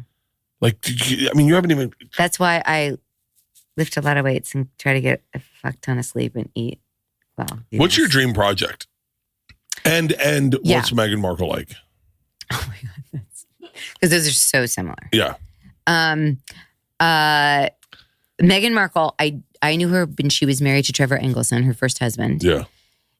Very nice. Did she talk like a princess then, or was she like? No, she did not talk with the princess lilt. For real, she was like, "Oh, what's up, Rage?" She's normal, and her first husband's like from Long Island. Really? So he was like, "Hey, he's a producer." It's got to be very tough to get divorced, and then she becomes royalty. Yeah, I think that's. I don't know her enough to like talk about her personally. Really, other than she was great when I saw her on Suits. And when we worked, very sweet and kind. So that's all I know. Okay. But my dream project, I was going to say something, but she did walk around like with a tiara before she met him. I'm kidding. Oh my God. I was trying to think of something funny, but then I was like, it's so terrible. So terrible. No, that's, yeah. But no, but my dream project would be, my dream project, the thing that I have, that's so fun that I can't really talk about yet, but maybe by whatever, is I would love to do a live action version of this cartoon that I'm doing, an animated series that I'm doing with my friends from the Groundlings, with Will Forte, Jim Rash, myself, Hugh Davidson, and a bunch of other really fucking funny people. That's dark and funny. Yeah. And I want to do a project with my friends that is, you know, funny in the same vein that we're talking about, like What We Do in the Shadows, or I just want to work with friends, and I want it to be funny, but also real. Like, I mean, I did love the Four Seasons. I don't know if you saw Tina Fey's. I started watching it. Yeah. Now, I had a problem because we got the tape, the VHS of the Four Seasons. Yes. The same time we got a VHS player. Yes. And my parents bought it. Yes. So I've watched the Four Seasons maybe 4,000 So you knew times. that Steve Carell was going to die. Well, no, I didn't. I couldn't watch it. Yeah, no, you can't. I couldn't watch it. But wait. Oh, yeah. Wait, because Annie dies in the Four Seasons. Yeah, I Yeah. think he does. No. Does he die in the real Four Seasons? No. Nobody dies? He gets divorced. They get divorced in the real Four Seasons. But I don't think Annie, I didn't know, no one dies in the Four Seasons. Yeah, but I get it. So that's a bad reference. You cannot, if I called my sister right now Mhm. and I said, Shalimar? My sister would go, Shalimar? From the Four Seasons? We quote. I don't even know what that is. It's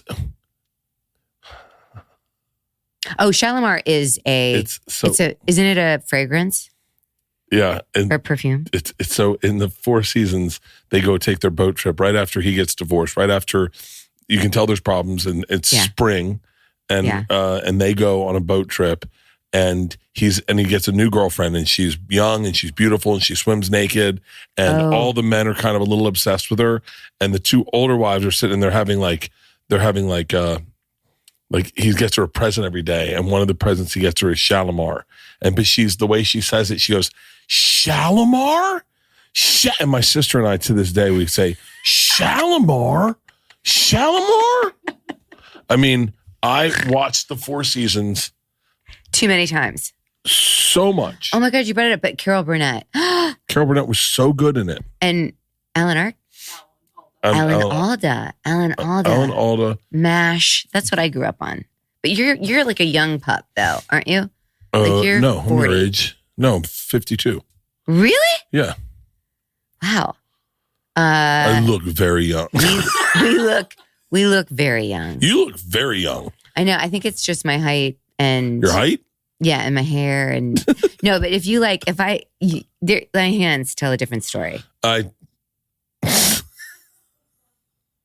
I've literally thought about having injections in my hands. My hands look great. I'll tell you what. Leanne does this thing where she'll go she'll be like, oh, look at this. Oh my she'll God, go take her legs and she's like, it's like paper skin. And I'll see it and I go, don't do that. Don't do that. Don't do that. Don't do that. Don't ever do that. You're like, I don't want to see that image ever again. No, it happens on my arms. I go, stop doing that. Stop. I know. Yeah. I had my first husband. Oh God. I feel that I have to keep qualifying it. Fuck. He said, you can never make that face again. At one point, and I was like, what? You got to tell me. Because I love that stuff. And he goes, what? And he goes, you can't make putting lotion on your arm face again. And I was like, here. And it was this. And it was this. Here, I'm going to take my hair away from my face. And I was like, if you can see it, it's like everything drops, neck. It's just like that worst photo of yourself from where you take from down here and you're like, when you scare yourself, when you look up in the phone. And that was horrifying. But yeah, I get it. And my son, the other day, we were walking to school, first day of school that we were able to walk. He grabs my arm, which was so sweet. And then he goes, Mama, it feels like a deflated balloon. How about that? And From the Aaron, mouth of babes. and Aaron, my ex-husband's wife, I go, Aaron, did you hear that? She's like, yep. And she's younger than I am. And I was like, yeah, you have that to look forward to, Aaron. And it was I was like, what am I going to do? I'm 57, but I have good arms. Here, I'm going to fucking show you my arm. Cause it's like, I have great arms, but this is just like skin. Yeah. It's age. You can't. Leanne's got it. Leanne's goes, this will drive me Stop nuts. it. She goes, I wish I could Please. get rid of this. And she'll flap it back and forth. I go, I stop love it, her. Jelly Roll. What are you doing? I know. What? We are women. What's happening? Oh, Isla was cuddling on my mom one time in front of all of us, and she's laying on my mom's chest, and she goes, Nana, I love you so much. And everyone's like, oh, and she goes, do you have bones? Stop it. Stop. And we were like, oh, she goes, you don't have any bones. I can't feel any bones. It's just soft. Yeah. It's just soft. Yeah. Yeah. And yeah. Or like when people go up to women and they're like, this happened to me in Vegas one year. I was working out. It was like New Year's Day. I was working out. I'm going to sweat it out. This woman runs over to me. She's like, oh my God, you look great. How far along are you? And it had happened to me before. And I just looked at her and said, I'm not pregnant. And she was like, no, but I mean, like, you look great. And I said, I'm not pregnant. She's like, but I mean, you look great. And I said, stop talking. And I was so mean. And then then of course I felt bad. And I was like, I'm sorry, I'm just sensitive. And she's like, no. But I just should have fucking let it lie there. You ready like, for this? Don't ever ask someone if a baby's coming out of you. Unless, do you remember this one? Do it. Tell me what. Someone asked Leanne if she was pregnant. It was like 2 years ago. Yes. She fucking melted down. She's like, excuse me? And I went, hold on, stop right here. I go, babe, this is a compliment. She thinks you're young enough to have a baby. Leanne went, oh, yeah. Did she start? She's like, oh, yeah. I'm telling you, it's brutal. It's crazy. It's, you know what it is? It really is cruel that it's so funny. I remember, I think I'm going to put this in a special. Yeah. We were with a guy. I met this guy. I wish I could it's so much easier if I could just tell you everyone's names.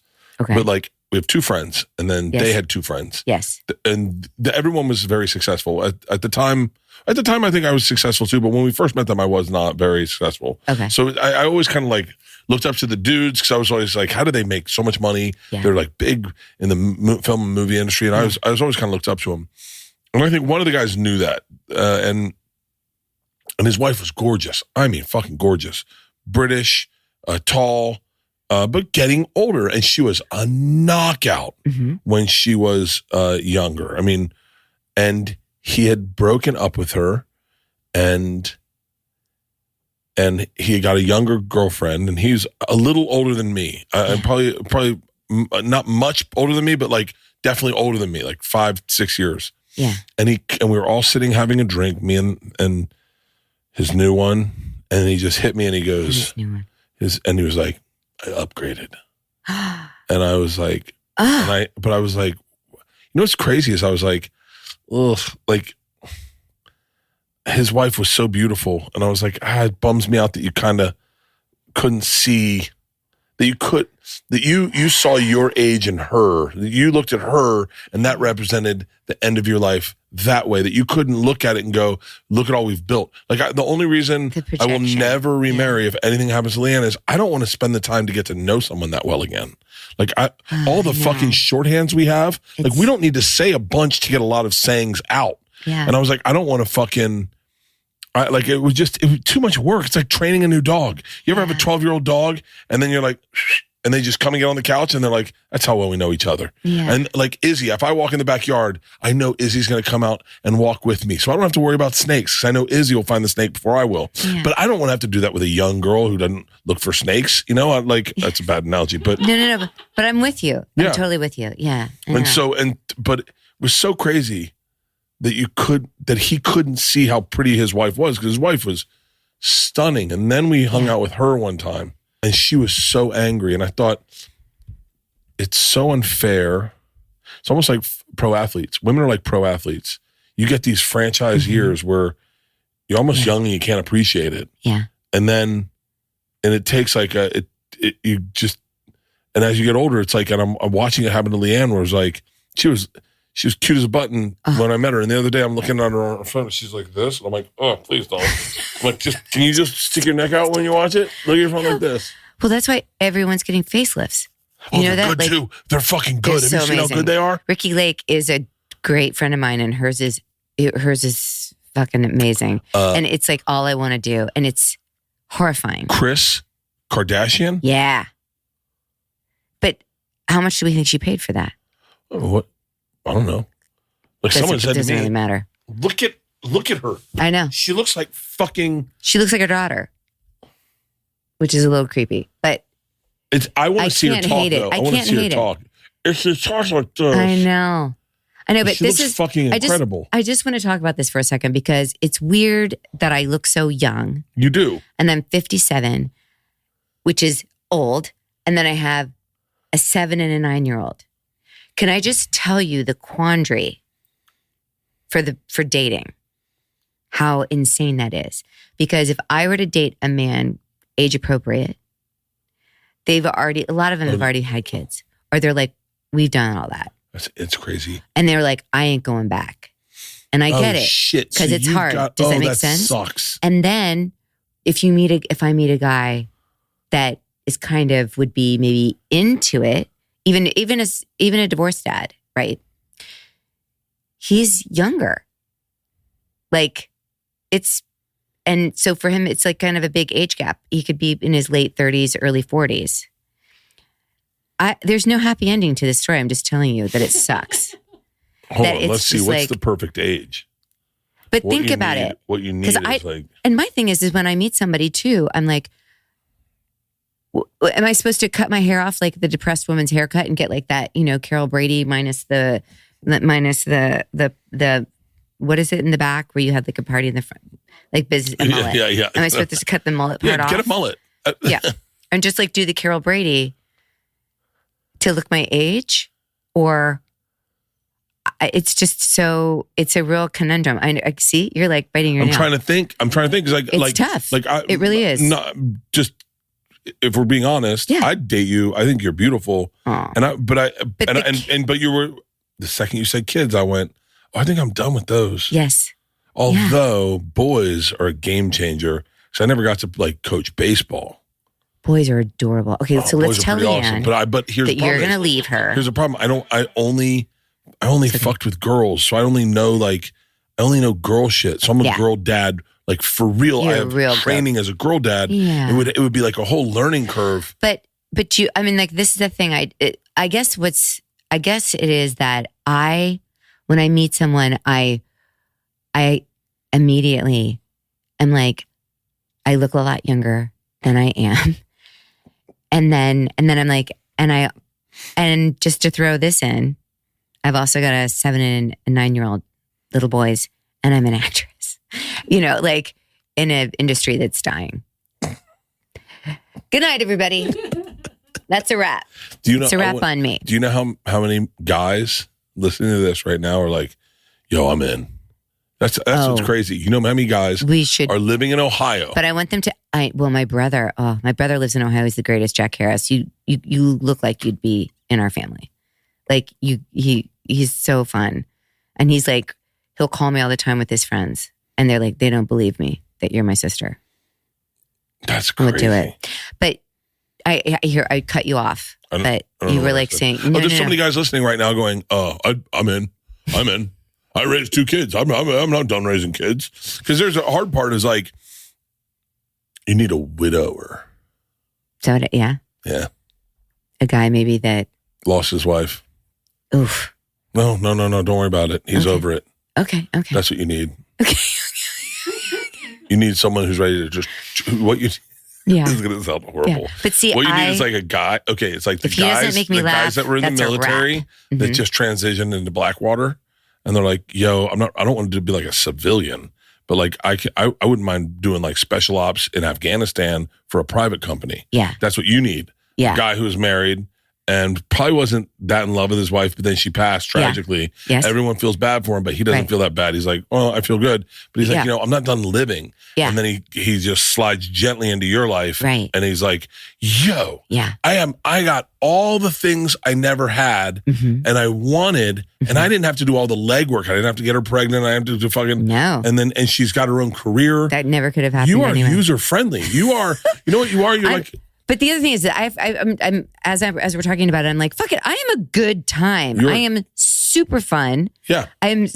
That sounds like somebody saying like, you got to see my act. I am hilarious. And then they get on stage and you're like, this fucking sucks. Like they're not funny.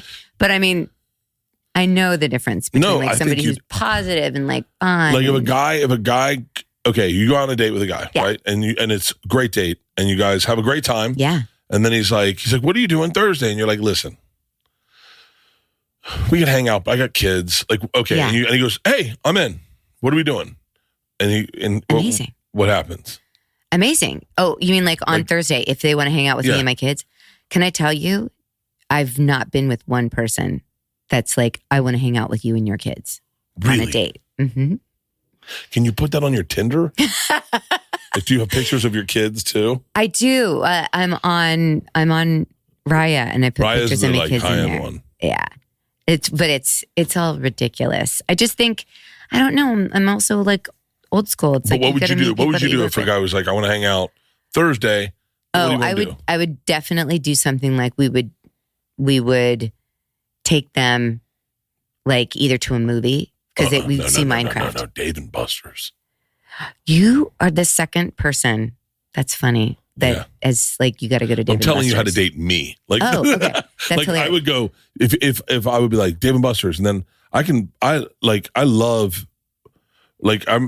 remember Tommy. They would go crazy. They're obsessed with Minecraft. They love Ultrazone, like the laser tag. Like that would be fun to take a date. Yeah, like and them cocktails. You have some shit food like some wings and some chicken tenders. Yeah, get to know the kids, but you're not like you don't need to be like. It's not like you're like there on top of them. No, and the guys are cool right now. Where if I do take them somewhere, they just hang out like that. They don't have to be micromanaged like toddlers and running off. It's funny because... but also, you have to be funny.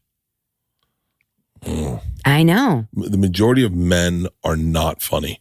Majority of men think they're wildly funny. I know. What do you think's a higher... What do you think? Majority of men... What do you think's a higher? The percentage of men that think they're athletic or the percentage of men who think they're funny? Funny. 100%. And they're not.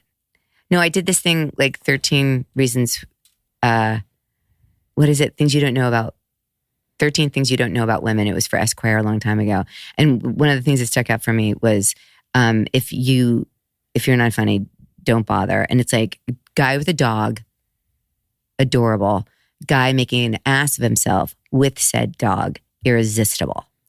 You know what I mean? Like, or just like, you're not a drummer. You'll never be a drummer. Stop drumming your steering wheel. You know, like that kind of thing. But it's like, yeah, guys, if you're trying to be funny, it just has to come out of you naturally, you know? It's so funny. Yeah. I don't think Leanne thought I was funny when I met her. Really? I don't know if she still thinks I'm funny. As a matter of fact, she told me she didn't think I was funny at one point. She was like, she watched me do stand-up, and I was like, what'd you think? She was like, I was like, what do you mean? She goes, I think you're smarter than that. And I was well, you are very smart. And that's a thing, though. If you're really funny, you're really fucking smart. I'm not... If you're talented, okay, if you're talented, if you are making a living as a stand-up, you are smart. Here's the problem with men is they all want to date younger, and I can't figure that out. I have a friend who's beautiful, 52, beautiful, and my buddy's 54, lives in Atlanta, and I was like, yo, can I set you up? Oh, you know both of them. Never mind. Okay. I was trying to set Arden up with my buddy. Oh my God, that's amazing. And I don't think Arden's 52, but whatever she is. I think she's like 50 or something like that. Yeah. I said, can I set you up with a chick? And he goes, how old? That's the first thing he said. Yeah. How old? And I said, age appropriate. And he goes, for who? I said, for you, dummy. And he goes, pass. And I said, you haven't even seen her. Do I know both of them? No, you don't know the other one. Okay. The other one's one of my best friends growing up. Like, I love this guy. Yeah. And I said, can I send you a picture? Yeah. And he said, yeah, but I probably won't look at it. So I sent him a picture and he goes, she's hot. And I went, yeah. Yeah. And he goes, there's no way she's 52. And I forget how old I said she was, but I'm guessing 52. Yeah. And I said, she's here shooting her show with me. She's an actress. Should take her out. And he's like, Righteous Gemstones. And I went, yeah. And he goes, yeah, let's do it. Let's do something. We'll all meet up. I'd love to meet her. And then we worked like crazy hours and I was gone that next weekend and then it just didn't happen. But I was like, in my head, I was like, what? And then the next week I texted him, I said, what are you doing? He goes, I'm in Ibiza. And I said, what are you doing in Ibiza? He goes, that's where the young girls go. And I was like, what are you talking to them about? Like, I'm not saying this in like a virtue signaling kind of way. Yeah. I'm being serious.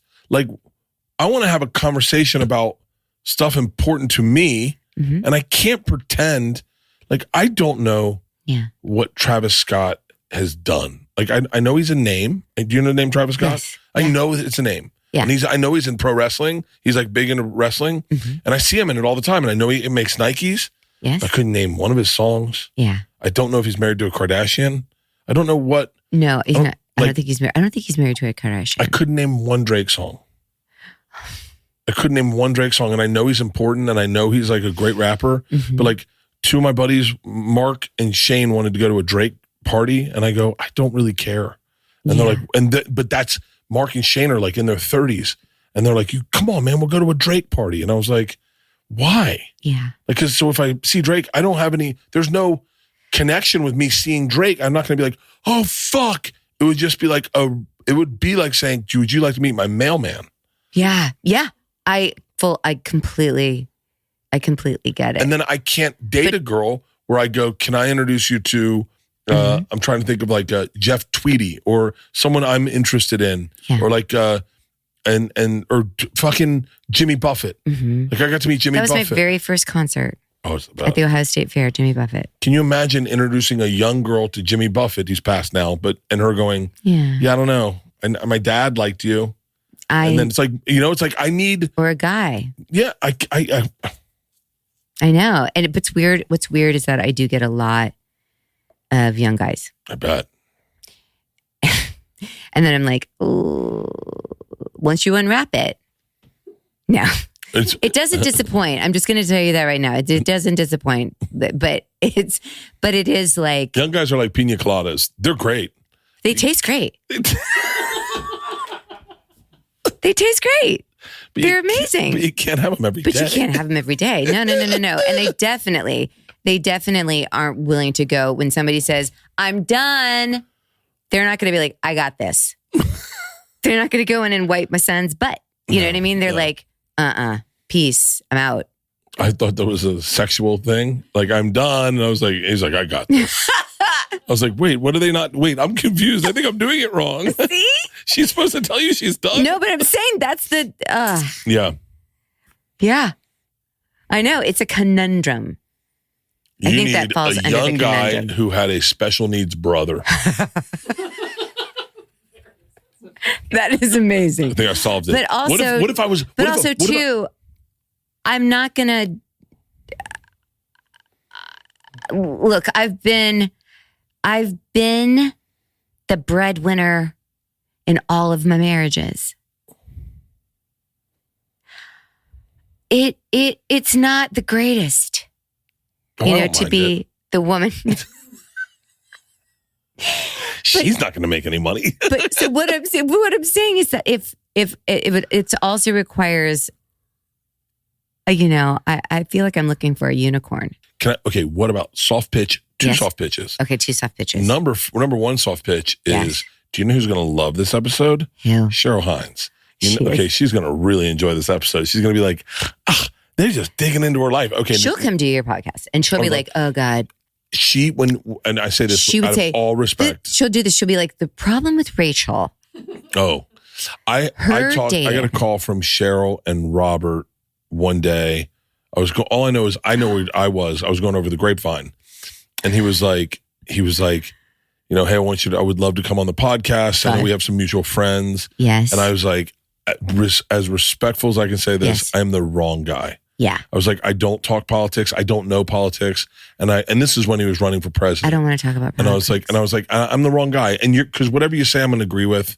And then everyone's going to get upset with me. And I'm going to go, I don't know. I wasn't paying attention. Yes. I got lost. I was talking to Cheryl about something and he brought that up. And I just went, yeah, immigration, And so I told him a long time ago, I said, I would love to have you on, but I can't because I'm the wrong guy. Yeah. And I've had a lot of politicians ask to come on and I'm like, One of my guys, a politician I know, and he was like, I'd love to come out on stage with you. And I was like, no. I was like, buddy, they didn't come for politics. They came for comedy. And the second I bring you on stage, and they just want to laugh. And then they're like, I'm like, this is who I'm endorsing. And I go, by the way, I don't even know what the fuck you're endorsing. And also, I do feel like actors and entertainment people don't really want to know our opinion. Maybe they do, maybe they don't. I've got a lot of friends that are very heavily into politics now that are comedians, and that's awesome. That they're allowed to do whatever they want with their platform. And by the way, I will be friends with them no matter what. 'Cause I don't give a shit.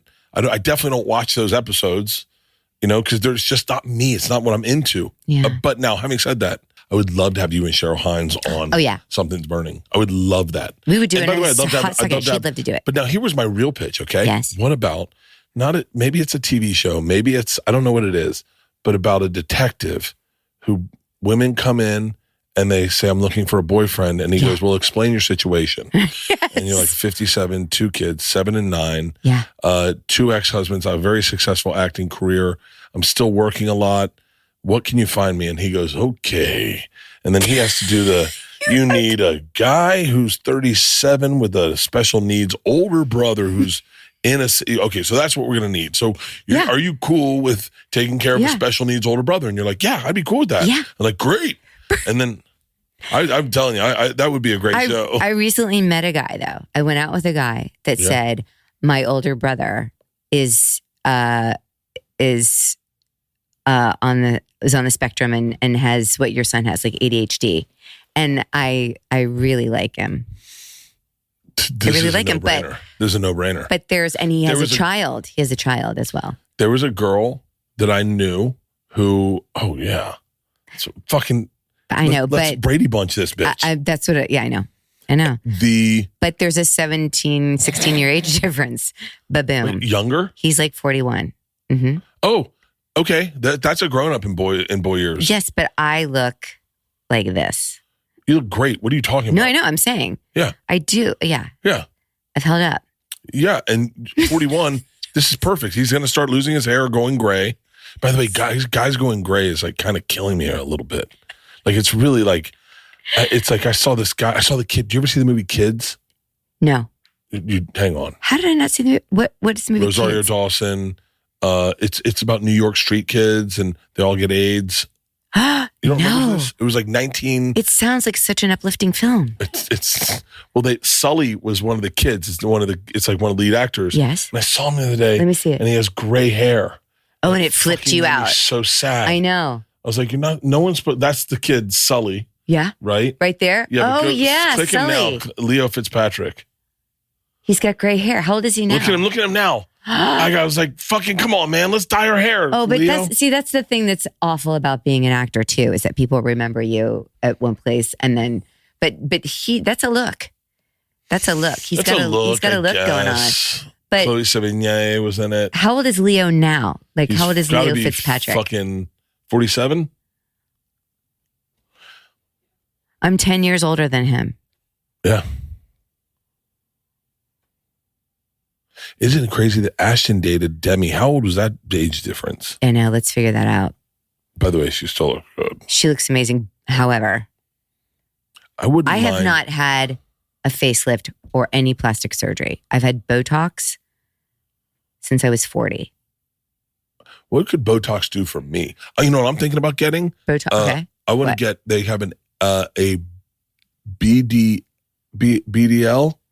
Oh. Brazilian BBL facial thing that it cleans up your face. It like gets rid of the redness and stuff. Oh, that's it. BBL facial treatment. You're talking about IPL. Is that what it is? Yeah, it's an IPL. Yeah. Oh, well, also the broadband light facial treatment, because I have redness too. I get redness, but I can't tell if it's testosterone, blood pressure, alcohol, or just getting old. I don't know. It's crazy. Not the other day, but like a year ago, 2 years ago, I walked in and I was like to my dermatologist and I said, I've got cancer. And she looked at me and she said, oh, Rachel, I'm sorry to tell you this, but it's an age wart on my fucking head right here. And then I got another one. And it's just, you just start growing things. I cut one off with a knife. Cut it off with a knife. I said, I'm not having this. Can I tell you? Hang on. They freeze. She freezes it off, and it's like, yeah. Do you want to look at my Amazon? Wait, do you see this? Stop it. What do you see? What I just bought yesterday? Do you have you should get the contour, the Omnilux contour.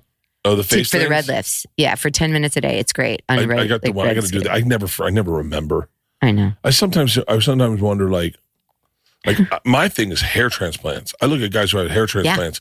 Yeah. It's next level. But then I got a text the other day and they said, just so you know, in like 6 months, there's a serum that's just going to grow hair. And then you start wondering, right? We got Ozempic, we got hair, we got Viagra. We got everything that keeps you happy, young, and yet skinny. I'm still sweating. Yeah. How do we have all that and then no one's fixed anything about menopause? No, I know. No, but I have, like, we've figured out my cocktail of estrogen and progesterone and all that stuff. So it's better, but I'm not going to lie. Occasionally it's unpleasant to wake up to. And I'm by myself. What if I just hold on to my fatness, my losing my hair, and I just become what I'm going to be is the unicorn in Hollywood, because everyone will have full head of hair. Everyone's going to be skinny. Yeah. Everyone's going to be in shape. And they're like, we need someone that looks like everyone else. And they're like, we don't have it in Hollywood anymore. I know. It is a little bit crazy to think that, I mean, it's you still have to have a ton of money in order to do the work. Kris Kardashian looks fucking awesome. How much do you think that costs? Kris Kardashian's facelift. How much do we think? Like $500,000? And hold on. 3 million? What do you think? And do not say I said this to Leanne. Okay. What do you think Leanne would look like if we got one of those for her? She'd look like herself, but like 10, 15 years younger. And that lasts for like 10 years? At least. I could definitely have sex with 54-year-old Leanne when I'm 672. Yes. What are we doing? You mean like let's get Leanne lifted? This is fucking crazy. You throw me crazy in. that crazy that we're walking to work when they invented bikes. Yeah. Leanne has a mantra about aging, and she finds all of it a gift. And she goes, I get to look like this. I've earned exactly. this. Yeah. She goes, I want to look like my granny. And every time she says that, I go, I loved your granny, but I cannot imagine going down. She will never look like her granny. Except for jowls are really just the kiss of death. And it's horrifying me. When she puts on an apron and gets to cooking, she has a hunch over where I'm like, stop it. I was like, I feel like just every now and then, she's still got good ankles. Okay. So I want her, if she was sitting here right now, what would she say about you aging? Okay. So no, hold on. I'll tell you what happened. Say? I'll tell you what happened the other day. Okay. So I did a young guy thing where, this is so embarrassing. Okay. I can't wait. We were in Atlanta. It's hot, and I'm wearing like a lot of different wardrobe, and I don't wear underwear normally. Yeah. And so I was like, God, my pubes seem like they're like old man, like they're like this long. They're like literally this long. And I'm like, all right, I'm going to trim them up. Oh, God. I haven't done this since we started dating. And so I'm like literally like, well, I guess my beard length's probably the right length, right? What? And so I trimmed them the length of my beard, and it was aggressive. That's aggressive. This was just the other day? This was, we're still in the weeds of it. Is it itchy? It was for a period. Okay. She had to help me get dressed. Yes. And she was tucking a shirt in, and she went, what the fuck is that? I went, what? She goes, you have a horsehair brush in there? Stop it. I said, what's a horsehair brush? She goes, hold on. Let me see what you got going on. And then she went, oh my God, never do that again. That's so disgusting. Oh my God. Oh, I don't even want to see you naked. And I was like, is it bad? And she goes, you can't see it? And I was like, no, because of my belly, I can't see it. Oh. She goes, go look in a mirror. And I was like, oh my God. You weren't looking at yourself in a mirror when you did it? No, it's just like, I'm going to trim it up. And then there was a big lump of hair like that I had missed. Stop it. Oh, it was so bad. That It was was like, so bad. were you using like Hair trimmers. hair trimmers like that you use on your beard? The actual Got it. exact ones I Got use it. on my Great. beard. Great. That's sanitary. That's great. It's very sanitary. But this is the thing. Sandra, what noise did you just make? Sandra went, oh! Okay, but this is what I was going to say. I once went out with a guy that I'll never forget. We started to get intimate, and I remember, we were like in the throes of it, and all of a sudden, I looked down, and he had shaved everything off, like a baby's butt. Yeah. And I was like, I'm just going to pretend I'm not seeing this. But it was literally like seeing like baby gerbils. You know what I mean? Like pink, like white, pink balls. Was he in shape? Kind of, but not, no, not enough. Not enough in shape to make this okay. Do you know what I mean? He wasn't. I know. Okay. I have a mirror. It was, he's so white and fair. And I was like, no. Then this is, I shit you not, I swear on my children's lives. We were with a group of people. We went out to dinner after we had already fooled around a little bit. And one of the guys at the table, I don't know how we got on this topic, but we got on the topic of shaving.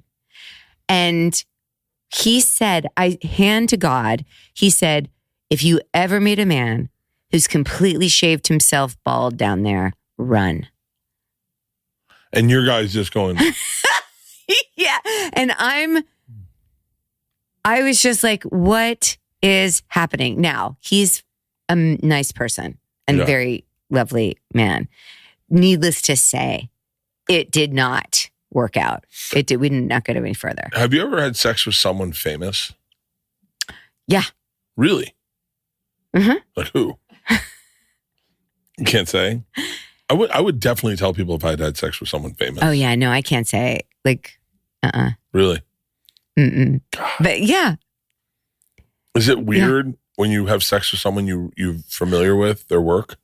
Well, yeah. I think that, but it depends. Like somebody I worked with on a film, somebody I was dating, and then, I think it depends on, I don't know. There's kind of a thing though where like nobody mega famous. Yeah. Where I was like, oh my God, I can't believe I'm with this person. That's not true. I was with somebody that was kind of like really famous. Give me a hint. No, I can't do that. I'm not fucking doing that. No. Yeah, no, I can't. Look, do you see me like trying to figure out if I can like give you some kind of hint? Do you know I'd tell everyone? I don't. If I had sex with have you ever had sex? Oh no, because you've been with Leanne. Yeah, I had sex with No. I've never had sex with anyone famous. Not even anyone infamous. I've never had sex with. Yeah. Leanne's the most famous person I've ever had sex with. Yeah. Yeah, and I had to make her famous. That's a pretty good choice. Yeah. Do you kind of like, I think what's crazy is I think if I was single, I think doing a movie or a TV show would be, I feel like I can't imagine people don't hook up doing those. Yeah. And especially like. Or you get set crushes and they call them like location ships. Oh, yeah. Even me and Arden in doing this, one day I realized I had touched Arden way more than I touched my wife. Oh, recently. Yeah, because we were walking into a thing and then we're holding hands and then we're defending, like, we're teaming up about something. So we're holding, and then the next thing we're sitting on the couch. And then at one point, I think we were just sitting on the couch and we were sitting like we were in the scene. Yeah. And then I said to Leanne, I was like, I don't think I've touched you at all today. And she was like, really? I said, I've touched Arden way more than you. And so I get cognizant. So I go, I got to touch you more because you don't want to like, That's but sad. I can totally imagine. I'm kidding. I can totally imagine. You didn't hear me. What did you say? I said, that's sad. I know. Yeah. No, I'm kidding. Leanne's going to step up her game. But that's the thing is like, it's weird. The thing that I miss about being in relationships with someone right now, or like having a significant person, is just I hug my kids I love hugging them so much. They're so weirded out that I'm like, I love to smell them. And they're like, stop. Oh, and my 7-year-old is big into like, you're embarrassing me all the time. He's just like, stop embarrassing me. But I hug them a lot. But what I miss is just that hand on the back. Or, I mean, obviously I miss sex, but I mean, like I miss just having that soft place to land. You know what I mean? Like at night, like when you guys get in bed, do you cuddle at all? No. Oh no, you guys are sleep divorced right now. Yeah. And we've never been happier. Okay, but you have to do like 15 minutes of like. So we do in the mornings. Yeah. Yeah, in the mornings she'll come into my bed. She'll come snuggle. Yeah, because it's technically her bed. Yes. She's sleeping in the guest room. Yeah. We're thinking about renovating the entire house for a sleep divorce. Yeah. Like building out a whole wing for her and then keeping mine for me. And I also have friends that have separate bathrooms. Oh, she would love that. Yeah. So I'm like your son. I walk away from a toilet a lot without flushing. Yeah. Because my mind's on to the next thing. Like I take a shit and then I go, I wipe and then I go, I'm done. What are we doing next? And I just walk away. Like, that's not my problem anymore. And I love that Leanne's like, that's him. And I love him. Oh, yeah. But you see, like, that's the thing. It's like, nobody's perfect. If somebody makes you laugh, you're willing to put up with a lot. Yeah. Yeah, I don't know. The thing I'd miss about a relationship is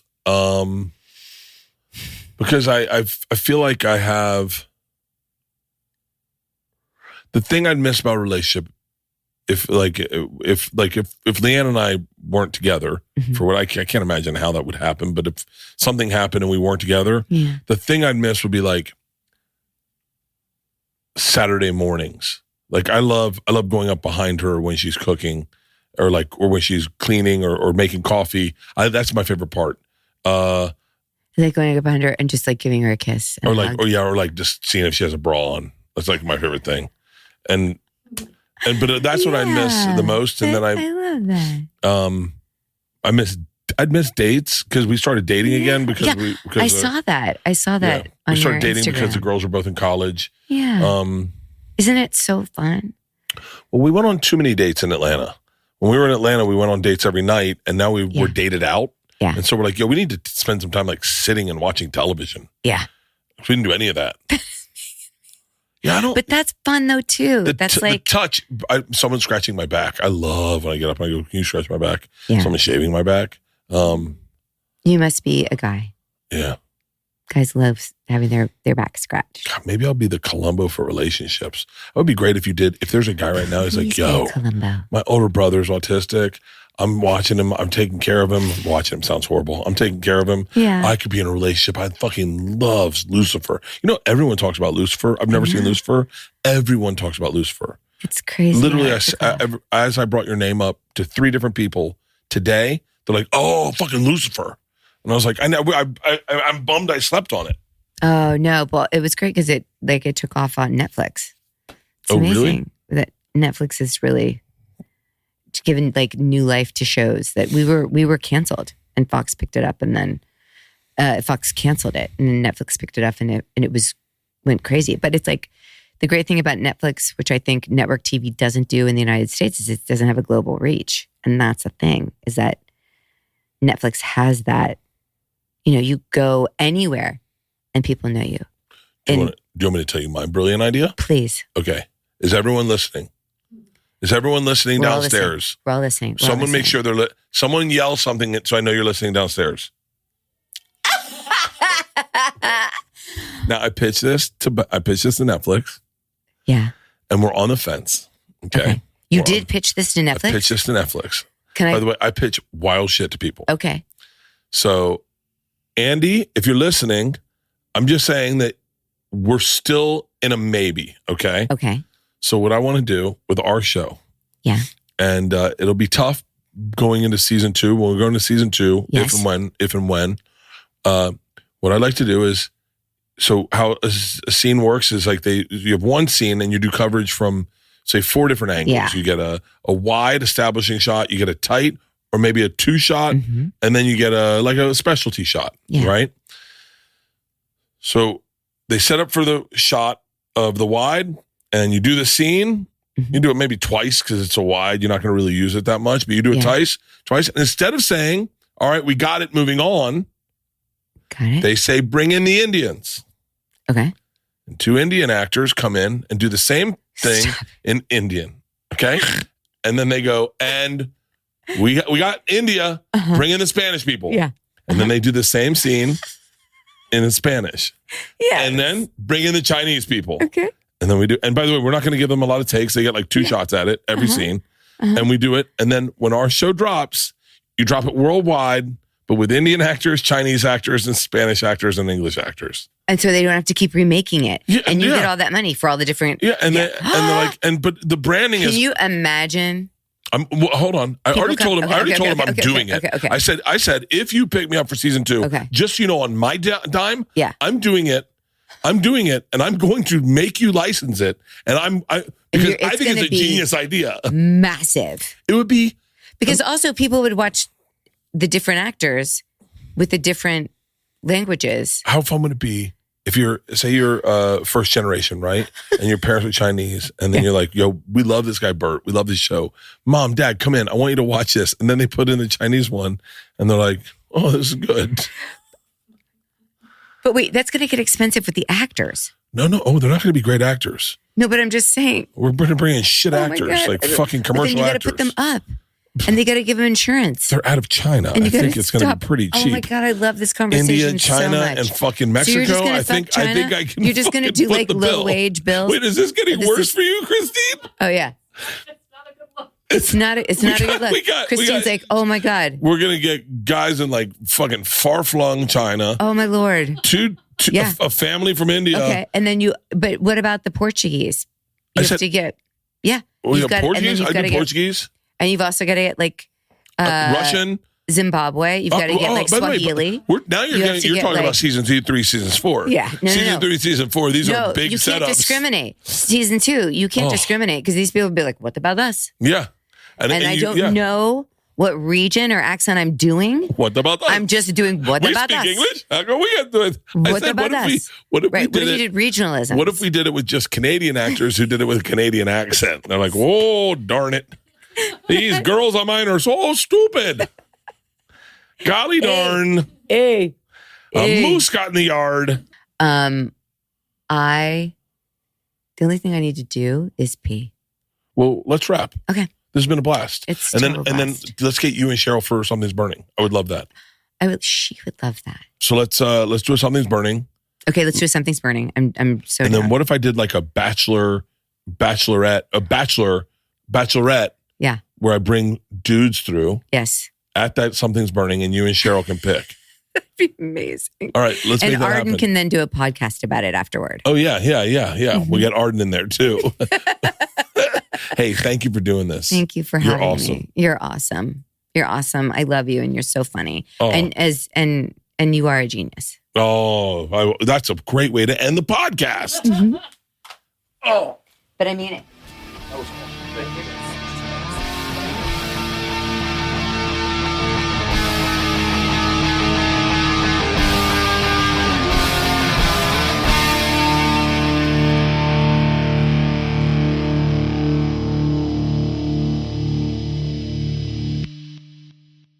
This episode was brought to you by The Machine.